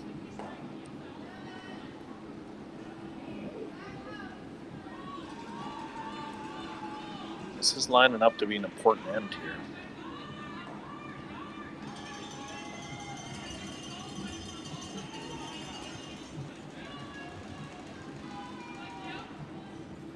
Looks like they're going to make Kevin deal with the middle here. Play the run. That's fair. At some point, Kevin's going to have to do something with the middle there, and he should leave Van Am a double. Yeah, if he opens up this outside one, he can always come off it.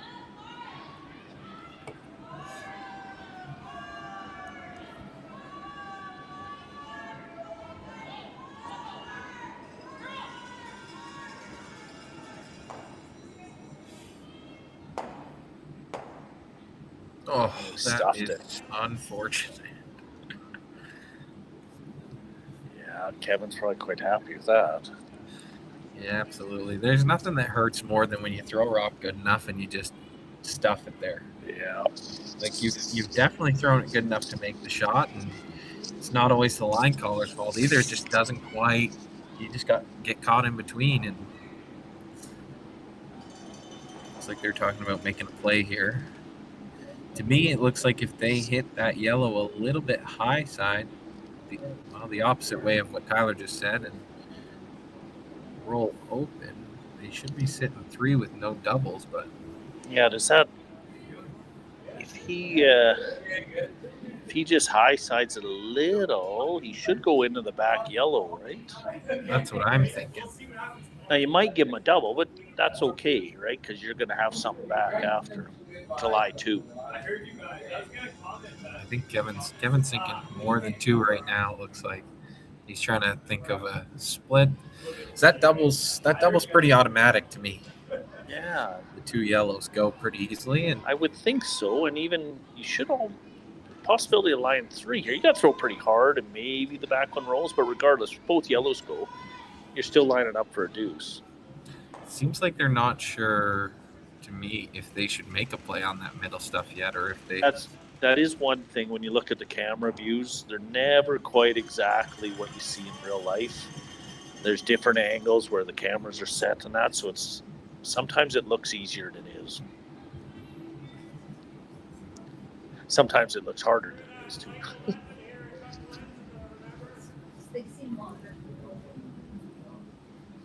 All right. Looks like they've come to a decision here.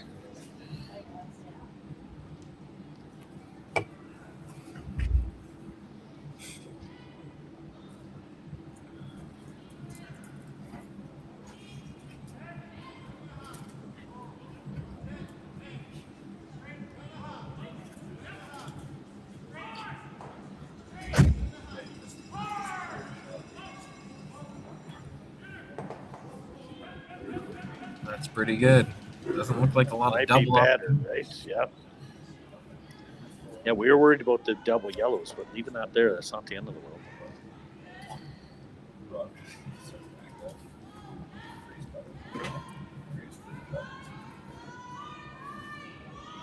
This is a big shot. This might be the shot of the game here.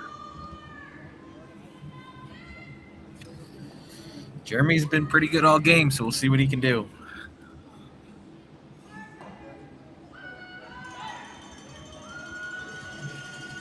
I think he's pretty close. He's close. He's real close. Oh, fantastic shot. Unbelievable. You can't even defend against that. That is crazy. Yeah. What a fantastic shot.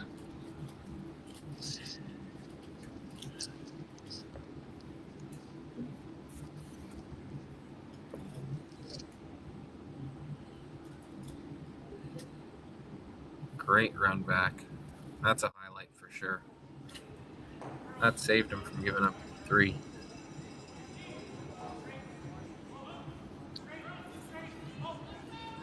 Kevin's trying to roll this under a hair. Looks like just enough. Yeah. He's showing him a piece, but tempt him looks into like they're chase. gonna have to chase at the top. I mean, maybe there's an opportunity to get both if you go right across the top, but really hard. That would be that'd be a pretty great shot.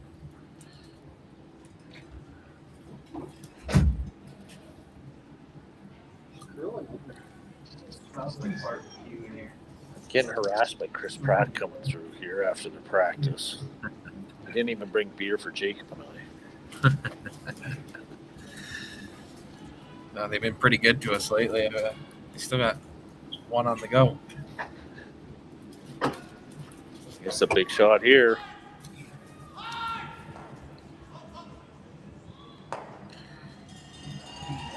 Overall.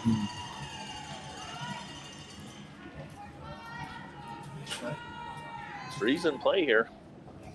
Three's in play. I'll scratch what I said earlier. Jeremy might have saved him from giving up more than 3. Yeah. Definitely. He doesn't make that double there.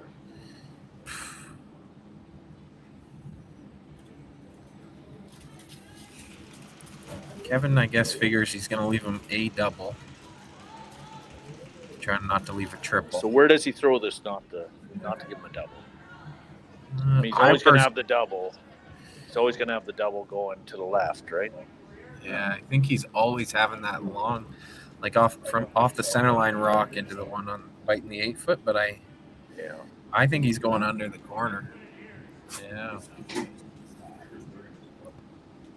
I think he's got to make. I think that's the hardest double you should leave him, the one that he's already got. So try and get something in there that makes his double harder than the one he has. You could hook this around, even just put half a rock around, bite the 8-foot. He really wants to go over here, but the other important thing, I guess, in this kind of scenario is how well do you know the ice, like the speed in that spot. I feel like he's almost worried that if I throw to the right and try and hook it a little under that corner, he might make the hit and roll under, and now all I'm getting is 1. Yeah. For him to go over here. Yeah, to me, this draw that he's called is leaving an easier double than he already has, and I would. He's got to throw the double here. He's only up 2. 3. He's happy throwing the double. If he gives up a deuce, so be it. He's tied up with. Exactly. Like, he'd throw the double all day if you go around the other side, but I'm also not a Brier champion and Olympian and whatever, all the other accolades of Kevin Cooey, so who might argue?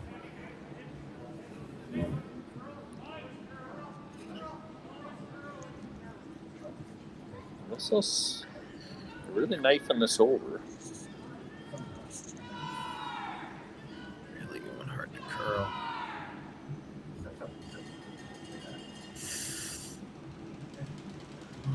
They're just going to throw this double, give him his deuce, and be done with it. Take your medicine. This is a smart play.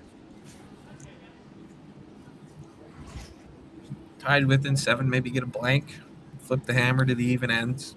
Yep. Still lots of game left. Absolutely.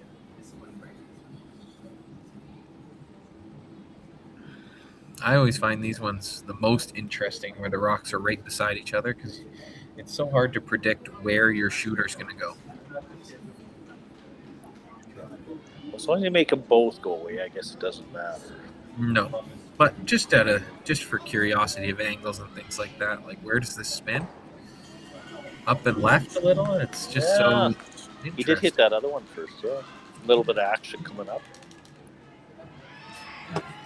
Maybe I'm just weird. These are the kind of things I think about. In practice, I like to throw up a couple weird angles and see if I can get the rock to go reverse up towards to get it to come up, around the hornish. Yeah, just out of curiosity. It's always kind of fun to know those. We've got probably one of the best to do it a few years ago, Brad Thiessen. He's so good at angles, and whenever we call timeout, we're always just confirming angles with him, really. I mean, he brings a lot of value to our team.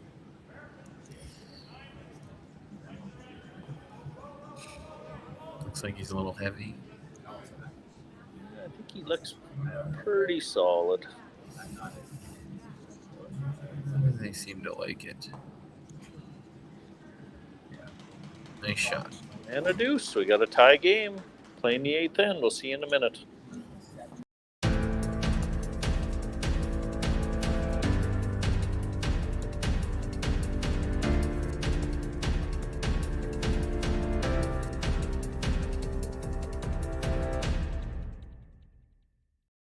Curling Alberta's 50-50 supports grassroots curling with a jackpot of at least $50,000. I know!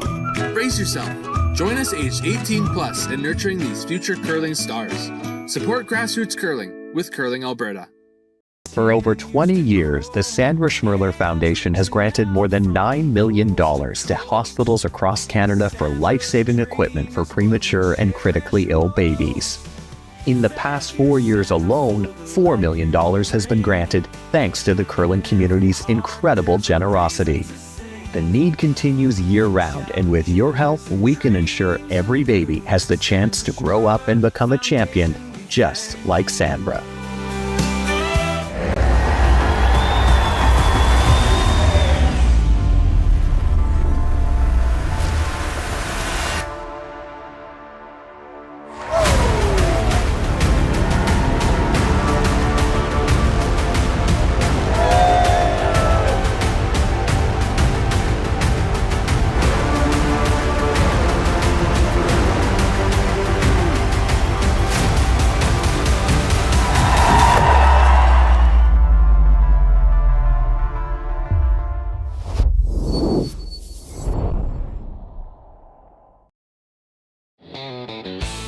RME and New Holland, proud sponsor of Curling Alberta's Summit of Champions. With 24 locations in Alberta, RME is your preferred CNH equipment dealer. RME, right by you. Need extra space? We rocket storage. Try 4 weeks free at a location near you. Sentinel Storage. Buy Canadian, store Canadian.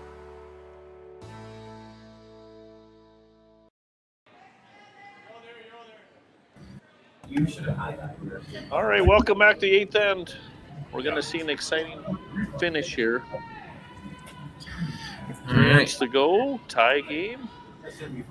Come on down and get your tickets. There's going to be some big games tomorrow. The balance team is here. James says you got to pay for the whole seat, but you're only going to need the edge. And that's a guarantee by Team Balance right there. So I just ran up into the arena and took a look, and Team Cooey has 9 minutes at the start of this end. Team Van Amsterdam had 12. So not bad on time. Cooey's got 3 ends to play with 8 minutes. They're not ahead of schedule. And Van Am seems to be right on schedule. Yeah. I'm more worried about how much you're sweating after running up those stairs.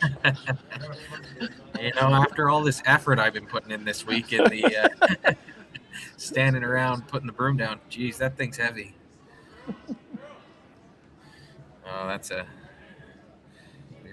We're a gold line team, and both the gold line and hard line brooms are ultra light these days. So I don't have to. Oh, it's unbelievable.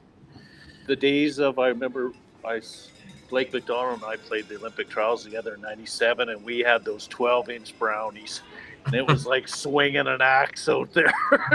We look back now, like I don't know how we even survived. Yeah, you guys, you see Clark Martin putting all that pressure on the broom. You guys just had to put your brooms down. Oh my God. Same amount. They were so heavy. It's unbelievable, the brooms these days, and they just came out with that new rule recently. I don't know if you.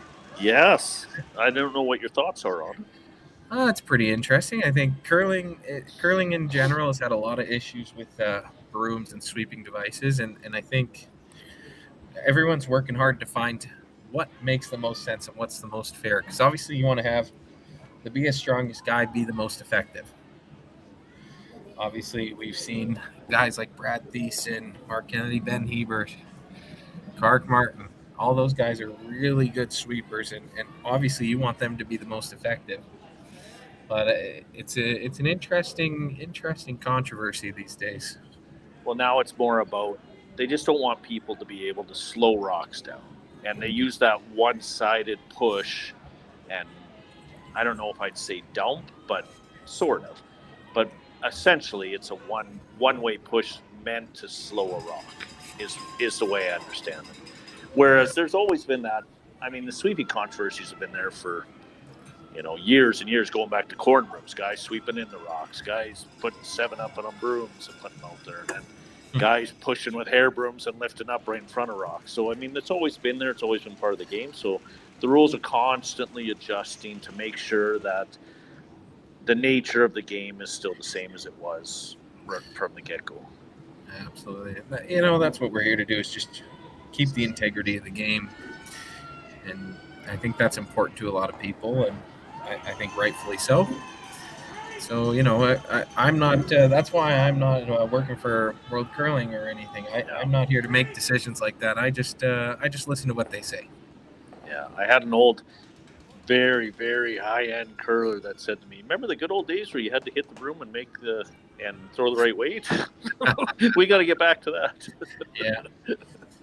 I always talked with some of my teammates and some buddies about they should have 2 separate leagues for curling. One where it has all the rules, and one where you can use the old hard lines that scratch the surface with the plastic inserts. You got to have one event like that where everyone can just go crazy. Hair brooms, you name it, and you're just trying to do as much as you can to destroy the ice while you're out there. I think that would be a fun event.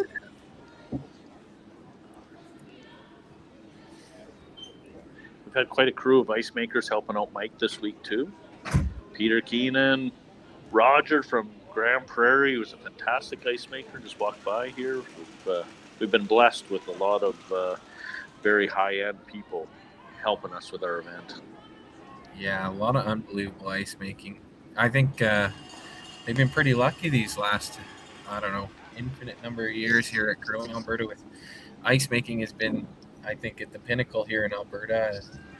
Obviously got Jamie Barassa from Alberta, or at least moved here. And, my dad, Mike Libis, he's been doing a great job. And the ice here at Provincials has been fantastic. Last year, Darren Moulding was doing the ice. He did an unbelievable job.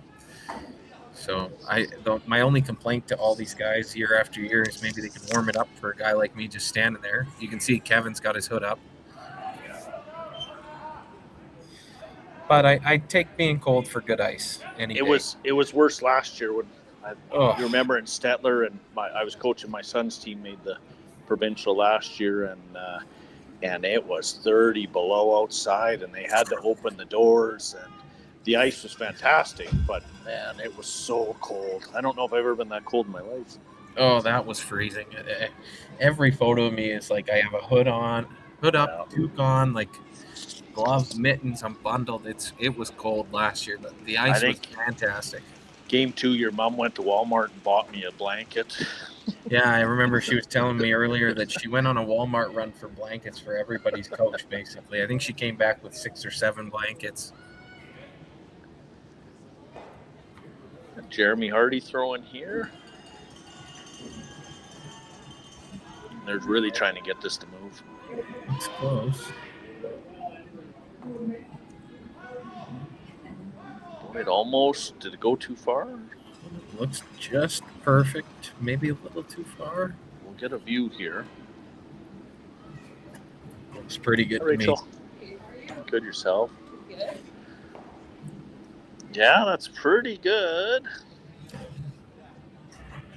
We have seen a few times this week in some of the games where it's curl it straight, curl straight, and then all of a sudden you really haven't done anything because you're going back and forth and then it over curls.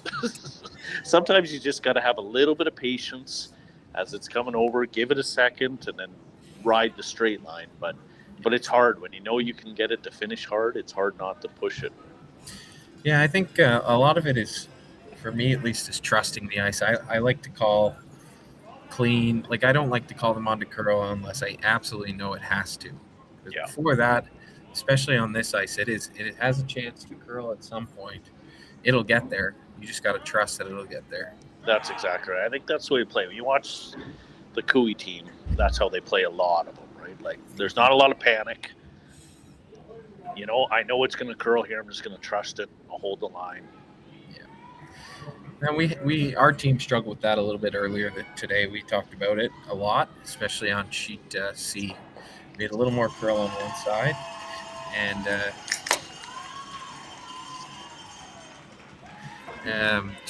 we had a lot of curl on one side, and it was really about trusting and figuring out that it's going to curl here. We just got to believe that it'll curl, and that helped us come up with a lot of well-made shots. And I just got a text here that fun fact about blankets as we were talking about them. The two coaches for Team Cooey, John Dunn and Mike Libis, are sitting down there every game. They request us to bring them blankets. They're sitting down there right now with a couple blankets covering them. They're such pansies. John might not have them. I'm not sure. My dad might have both blankets for himself. Wow. He might not have shared. John's a Scotsman. He's probably just wearing skirts out there. Yeah, he's definitely bundled. I don't know if you do this, Jacob, but actually, John's first curling team was actually Team Heather Nedowin with Atina playing. My wife Atina playing third. That's how he got into curling. Really? And then we actually had a couple parties at his house 25 years ago. Wow. And then he got in with the Cooey team when Blake McDonald, because his wife was also on that team, suggested him, and that's how he ended up getting involved with the Team Cooey. Wow, that's interesting. I always wondered how John got into curling because he's not much of a curler himself, but he's fantastic. He's been doing wonders with Cooey for many years. It looks like Van Am was just a little warm on that one, so Kevin's going to try and see if he can't sit 3 here, I think. Team Cooey's turned it up a notch going into the second half. There's a lot more pressure going on here. He has a habit of luring you into traps where you think it's going your way. Absolutely. You have him right where he wants you. Yeah. More funny about John Dunn. I've heard some Tyler talk about him a little bit, and he says John's the only guy that'll make you feel like you're going to cry, and then the next minute you're on top of the world. Yeah. So he's so good about keeping you honest and making sure you're honest about what you've done in the game and how you supported your team, and then he makes sure you're ready for the next one. Yeah, he's not there to beat you down. He's just there to make sure everyone's held accountable. And you can't argue with the results he gets.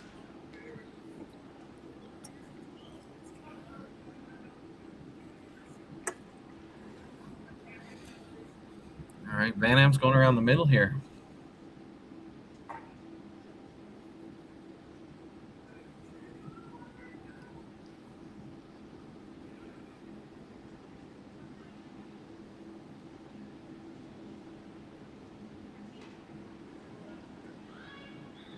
seem to think it's a little heavy. Looks like they're talking about going back. Yeah, we saw this even in some of these spots late. They should hang on.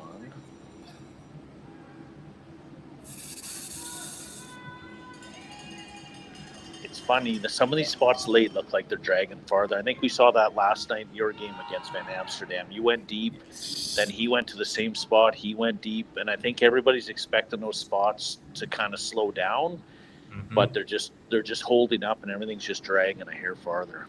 Yeah, last night we had, especially on that out turn coming home, it just started getting real quick. Like, I think I had one of them timed at a 14.3 and I swept it through the rings. Which is crazy. It's once you start throwing the same spot over and over, it can get real quick, especially in this kind of early back half of the game. It's once they kind of pebble the sliding path there, it starts to feel like glass. And then they get so fast, and then it flips the other way so quickly. All of a sudden, it becomes the heaviest spot on the sheet. Yeah. So it's really important to pay attention for these guys about how much they're throwing in one spot and how often it's being used, how much they've swept in that spot. Looks like Kevin knew exactly. Yeah, pretty good shot.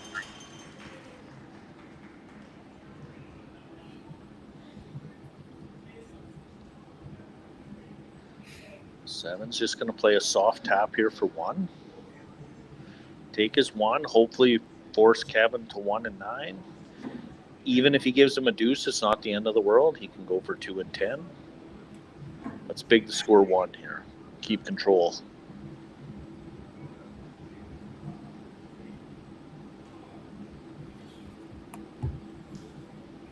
It's a big shot here.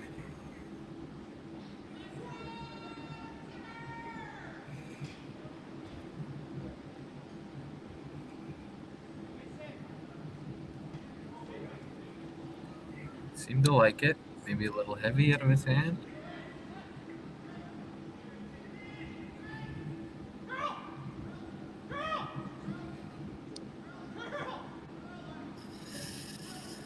It's got a curl. It's got a curl. It's got a curl. Yes. Oh, is he going to roll off for 2? Nope. I don't think so. Wow. Good attempt. That's a tough shot. Was it 1, Jacob? 1 for Cooey, it looks like. So Cooey steals 1, and we'll go into 9. We'll see in a minute. This needs to be the fastest last-minute pregame snack run ever seen. That's right. The fans of great taste are going wild. Can he make it? Yes! He's done it! Original 16. You can celebrate every win.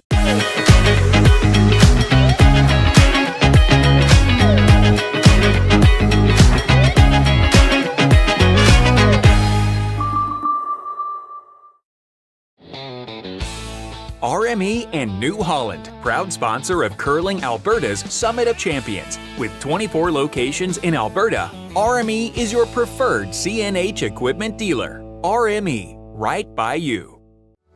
Need extra space? We rocket storage. Try 4 weeks free at a location near you. Sentinel Storage. Buy Canadian, store Canadian.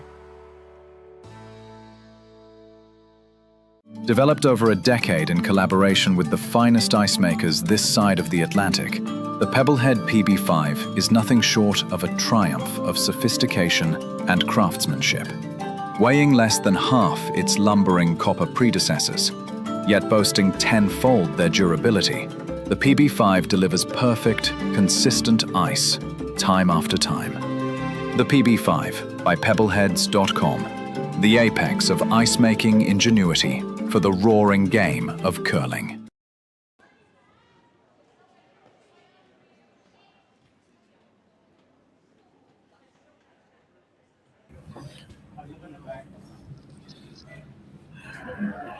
All right.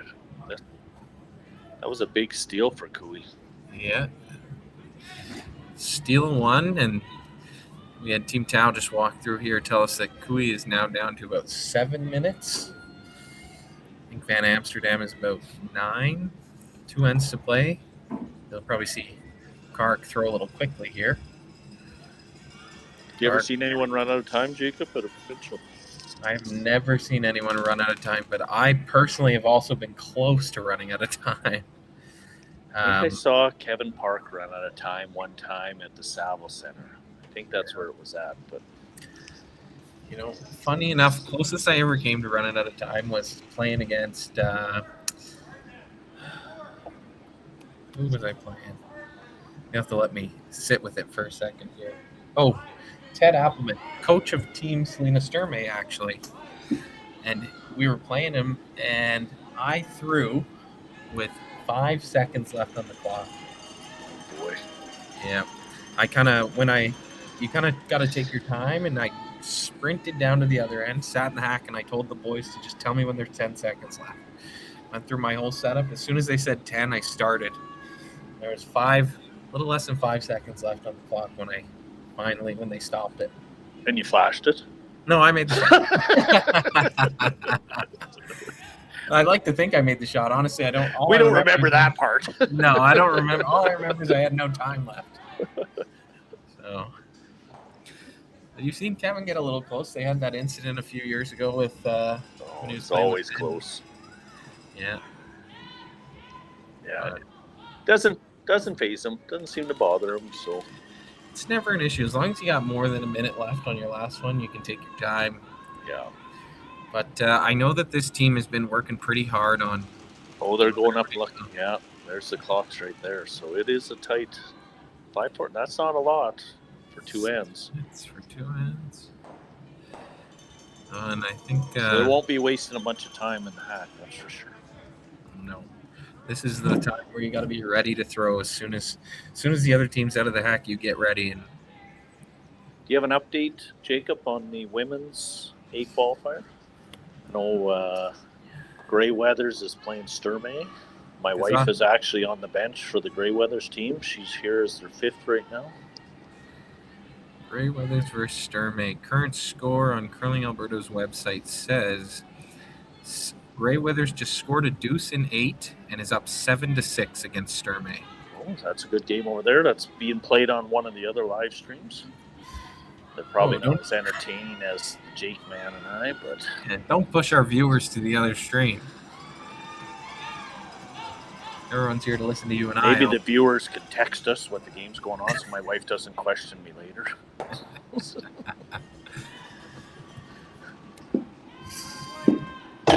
We're used to when we do these in Okotoks, we have our own system. We were actually the first ones to come up with the live stream for the Scotties in 2019, 20, right before COVID. And so we always have the chat going, and then people can kind of ask their questions and whatever. But it's hard for Jacob and I because we don't get the chats and people asking questions. So we kind of have to fill it with our own talk. We don't want anyone to tell us how bad we are, Wade. We don't want comments turned on. We should probably stop asking questions we don't want the answer to.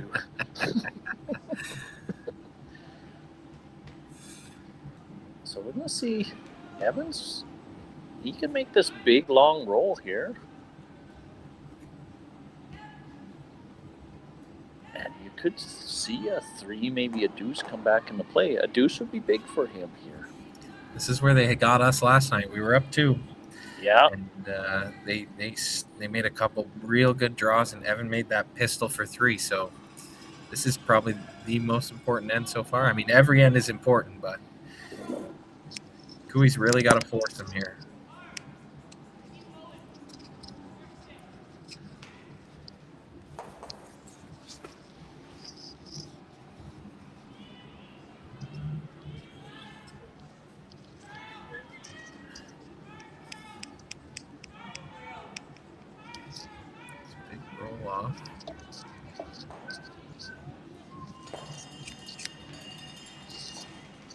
Looks like he's just calling a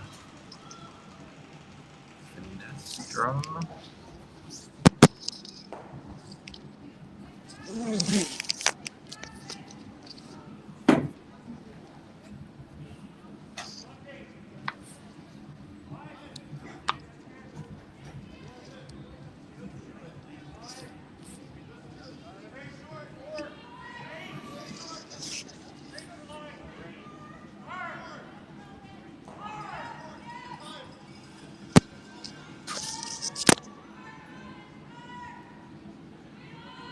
just want to get a little more finish out of this. Looks pretty good. It's like Evan's trying to decide if that one's in. To me, it looks out. As we talked about before, obviously, cameras could be at a weird angle, potentially. Looks like he's just trying to make sure he has a shot for one at this point.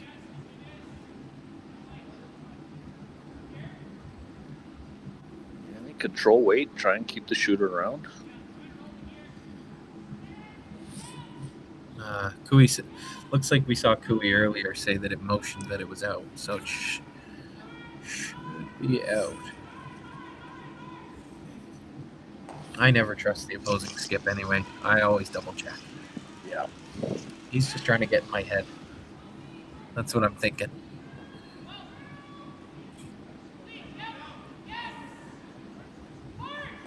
Looks like they're going pretty hard on this one. That's a pretty good shot. That's really good, actually. It was perfect clipping that. Just to free the yellow from the red is a big shot. Yep. That is a great shot. Ooh, new visual.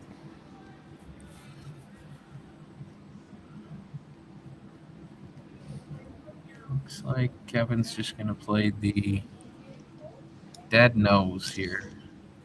Yeah, and a big thank you to the Curling Stadium people. They're doing a great job with the camera work and everything here that Jacob and I are looking at.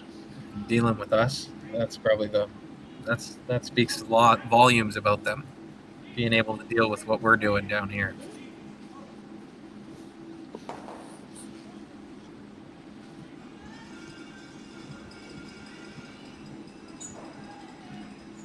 Yeah, you can make this double.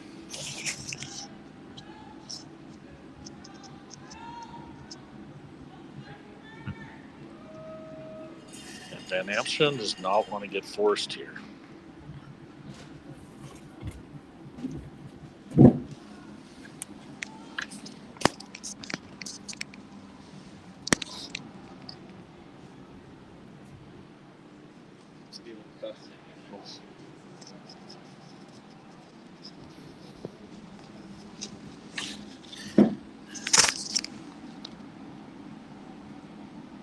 All right, Jeremy.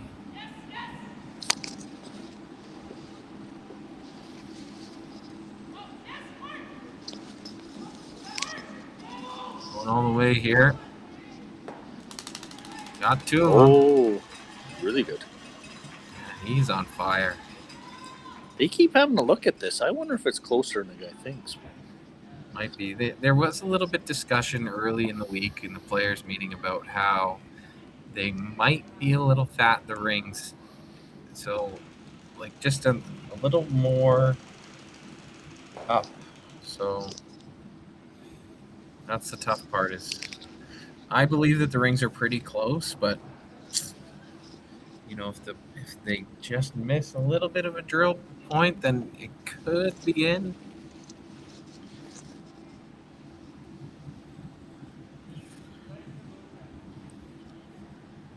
It's like, Well, what did they end up calling here? I don't think they're not playing the top yellow. Oh, they are. yeah, I think they're just trying to roll away here. He could almost make the double in, roll into the other one and lie in the house. I can guarantee it's not in there. Cooey doesn't want to get in a situation where they can get out of the force too. But if he rolled this all the way over and stuck in the house,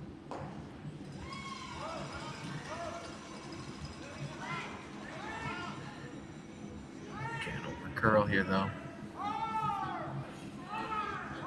It's going hard. Nice shot. Maybe not exactly what he wanted, but yeah, I don't know if that's. I mean, obviously Kevin makes a lot of these runbacks, but he's second shot now. Guard if Van Amsterdam makes a good one here. Could be looking at a deuce. Yeah, and all of a sudden Kevin's running, but those are not. I mean, sometimes we consider them a guarantee, but they're not always. Not always. You might see Kevin play off that outside one and try and roll in rather than the front. If he runs the front and picks his own, all of a sudden it's a 3. Yeah. But if they put it right beside the red, he's automatic. He's sprinting. Anything high side, right? Yeah. Yeah, he's sprinting down to the other end. Thank you for leaving me that shot. But if he gets it to the pin, just slightly behind the red, and they throw a run, if it stays anywhere high side, he may pick his own and roll across the top. Yeah. Everything gets just a hair tougher every time. I think he's aiming to be top button here. That's what my guess is.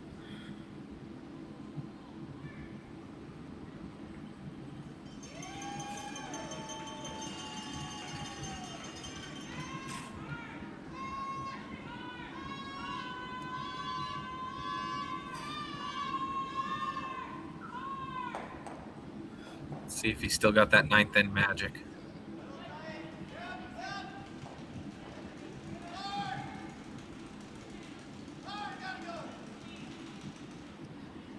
We're hard on this super one. Heavy here.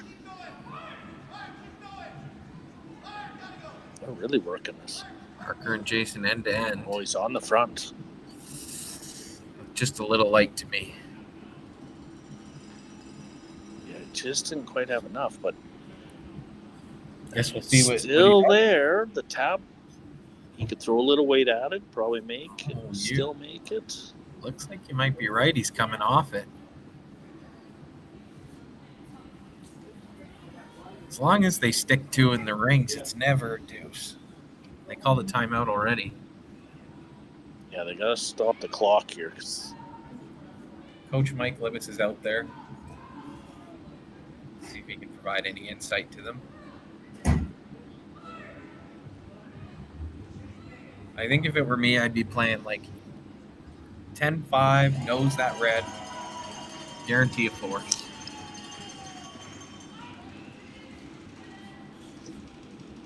He just got an update here on the Grey Weathers game. Blank and 9, Sturmey down 1, going to 10.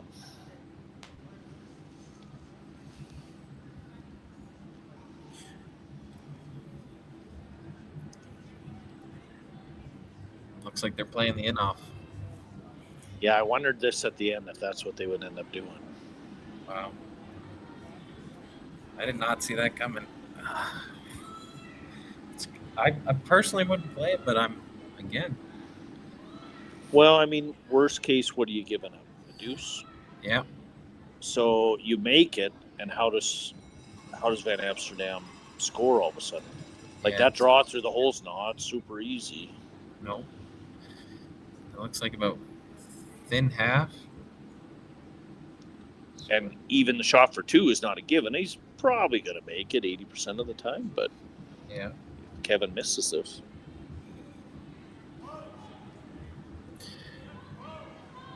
Close, cleaning. Unbelievable. What a shot. Oh, and rolls it to top button. And we talked about that about 2 rocks ago. There was always that in-off going to be there. And he's still got that Kevin Cooey magic. That is unreal.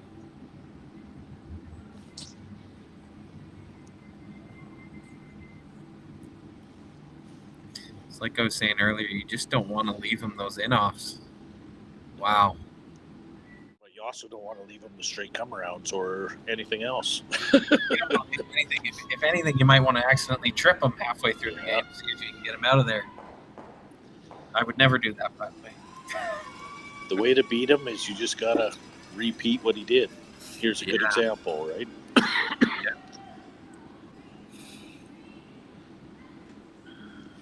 Yeah, you can't stop him from making shots. You just got to make him just as good. Absolutely. That's what Evan Van Amsterdam is going to try to do right here. Looks like he's throwing a finesse run back. Probably board or easy. Controlled down in the south.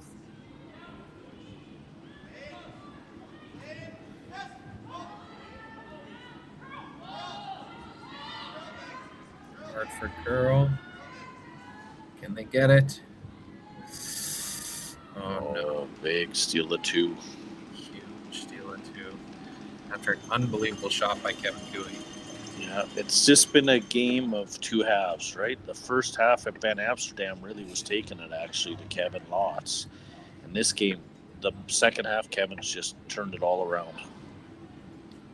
Curling Alberta's 50-50 supports grassroots curling with a jackpot of at least $50,000. I know! Brace yourself. Join us aged 18 plus in nurturing these future curling stars. Support grassroots curling with Curling Alberta. Aztec Safety is #1 for online safety training. Aztec Safety is the proud sponsor of the Aztec Safety Challenge, the #1 event on the World Curling Tour. And Aztec Safety has been a proud sponsor of Team Jacobs on our quest to represent Canada at the Olympic Games.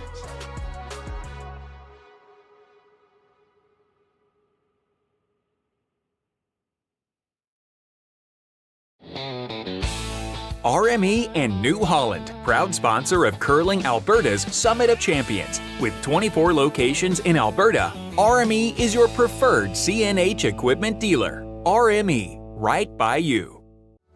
Need extra space? We rocket storage. Try 4 weeks free at a location near you. Sentinel Storage. Buy Canadian, store Canadian.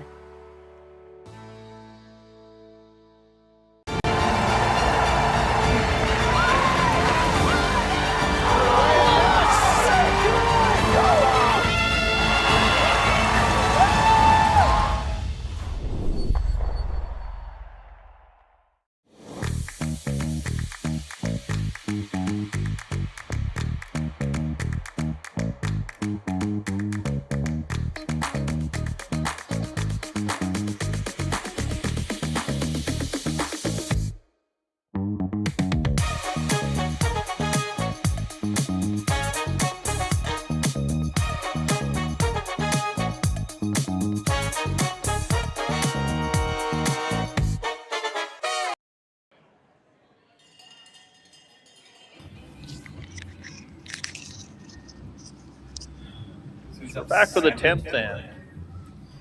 Yeah, I'll let you. Cooey is 3 up. 3 up without. So we'll see Van Amsterdam's going to be as aggressive as they can.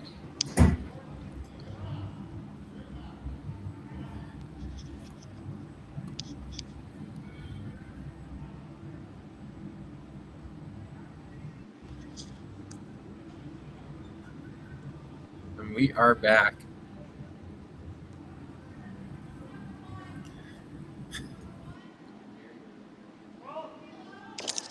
Really?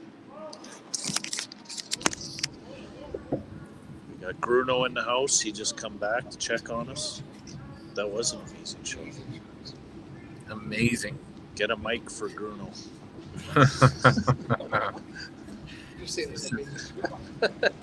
Really common shot being played these days, the tick, corner tick.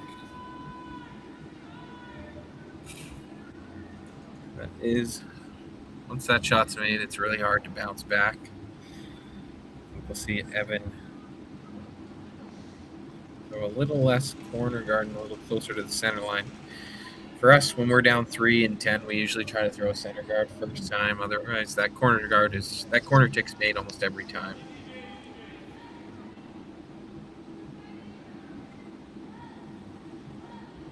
Yeah, it's going to be a little disheartening for. I mean, the game's obviously not over yet, but Van Amsterdam played really well for a lot of this game, and it just kind of slipped away there in that last end. Yeah, I mean, never count them out. Yesterday they were down 2 and 9 and scored a 3 ball. These games can change in an instant, but that tick is tough to bounce back from. Every young team goes through this, right? Like Kevin Cooey, everyone forgets he was like 32 when he made his first Brier. He went through a lot of years of grinding, and then finally broke through. And once you learn how to win, it starts coming a lot easier. Yeah, reminds me a lot about Team Botcher. When he first won, it was the first time in like 15 years that someone named Kevin didn't win. Yeah, since our team. Yeah. Because we were Kenny was after that it was either Oh, no, it couldn't have been because Furby was winning too. It was either someone named Randy or someone named Kevin. Yeah, and then after Furby. But after Furby, it was Kevin or Kevin. Mm-hmm. We like a little change. Change the names up in Alberta here. Yep. I think we're to change the names anyway. Alberta's about to go through the transition after this cycle. There's a lot of younger players that are coming up, and lots of guys that are starting to look at retirement. And so this next cycle, we'll see a lot of changes of teams and players. And that's the biggest reason, I think, to get out here. You never know how much of Kevin Coo you got left to see. Now's the time to get out and see him here in Okotoks. I never got a chance to watch Randy Furby play, and I wish I did. Well, Nadowin was here this week, and he's coaching the Plet team, or helping coach with Blair. And we had a good visit last night. He come over to the patch, and we're old friends from years gone by. And I actually played Dave and Furby in 2 different finals, and you couldn't find better guys.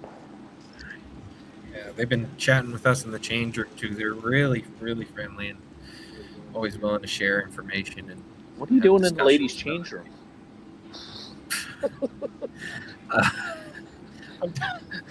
I'm talking to Nadowin in there. Come on, not in the ladies' change room. Men's change room.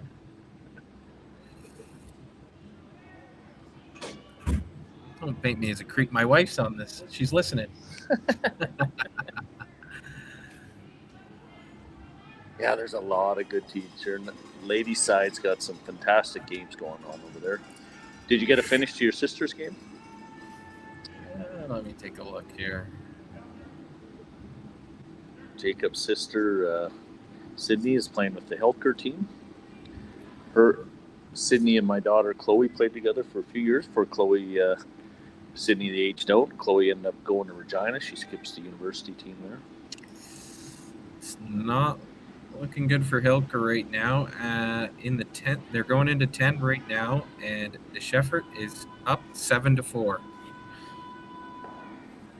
So they're going to need a big score here. Same score as we got, actually. So Hilker's going to need a big score to go to an extra, just like Van Amsterdam. Same with, let's take a look at the Grey Withers game.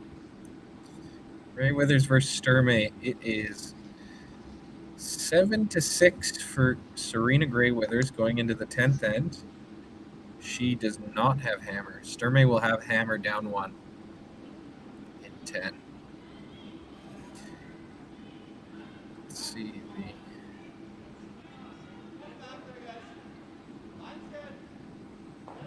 And looks like we got a Hartwell versus Miller game as well going on right now. That's a C game. The loser's out. Yep, and it looks like right now Hartwell is down 2 without in 10. So they're going to need a 2 steal to win that game. Miller looking to be in good shape. Oh yeah, they almost took this last one here. Van Amsterdam a little deep at this doubles here. I don't see it side by side or way deep, but kind of almost stuck it where it's probably a half rock double. Tyler throws it so straight.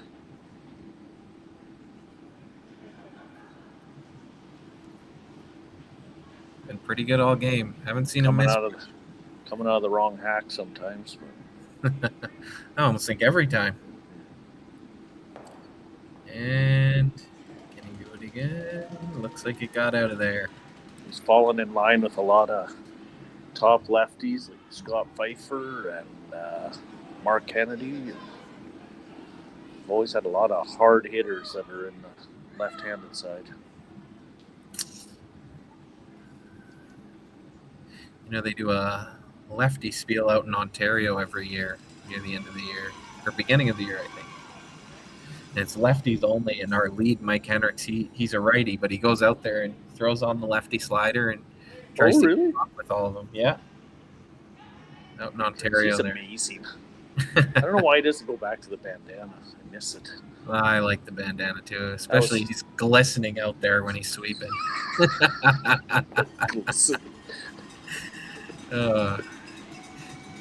It is crazy. He's got a sweat towel out there, and I feel horrible for our coach Brad Thiessen. He's got to sit beside that wet rag all game. Poor guy, poor Brad. I'd quit on the spot if I was him. You gotta start rethinking things when you have your own sweat towel. Yeah. I mean, he's a great sweeper, but wow. Oh, he works hard. Does he sweat? You know, Kark looks kind of the same. Sometimes you can see him glistening out there, but it's more his face gets really red when he's really pushing on the broom. We might get lucky and see one of those right away here. Yeah. I tell you, there's some big guys out here curling this week. Kark's one of them. Jared Jenkins, he's a monster. He is really big, strong guy. Yeah. Andrew Nerfin from Molding, he's a huge man. He's unbelievable. Like, we played him today against Molding, and those two guys, Evan Crow and Nerfin, are unbelievable sweepers. Whoa. And Kyler's no slouch himself. No, he's a big man too. But, geez, those two, Crow and Nerfin, are crazy good out there. I was impressed. Can't forget my guys, Polyak and Hendricks. They're good. Don't get me wrong. They're just not as big as those guys, but they're really good sweepers. They're good for the size that they have, the height. Yep. But yeah, you get everything out of those guys. That's for sure. Definitely, I do not give them a break. That's for sure. When you're always tight and light, you get so much out of them, Jacob. Yeah. I wouldn't be the curler I am today if I didn't have sweepers like that. I'd probably be sitting at home right now. So I'm lucky. It's always impressive, those big guys, how much they can do. Our coach Brad Thiessen actually thinks that some of those bigger guys like Nerpin might even be able to slow the rock down just by sweeping it straight, out of the hand. It's just so heavy. Sometimes you can just do too much. So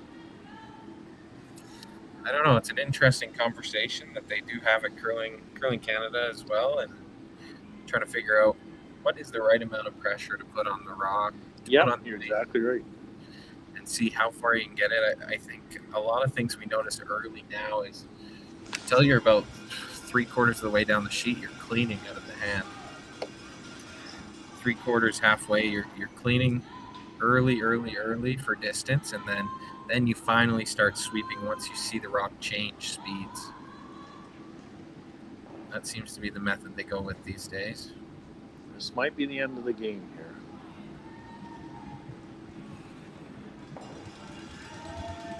Yeah. Kevin Cooey moving on to the semi-final. So Kevin, they'll move to Saturday morning. They'll play in the 1-2 game with the winner of the B. The loser here drops to the B semifinal. I don't know, Jacob, do you know who they play yet? They'll be playing Team Tau in the semifinal tomorrow morning. So tune back in tomorrow. We'll have more games going on. Thanks, everyone, for tuning in. Thanks a lot, Jacob, for doing the live stream, and good luck to you the rest of the week. Thank you very much. We'll see if we can get on one of these again soon. Thanks, guys. Bye-bye. Curling Alberta's 50/50 supports grassroots curling with a jackpot of at least $50,000. I know! Brace yourself. Join us aged 18 plus in nurturing these future curling stars. Support grassroots curling with Curling Alberta. RME and New Holland, proud sponsor of Curling Alberta's Summit of Champions. With 24 locations in Alberta, RME is your preferred CNH equipment dealer. RME, right by you.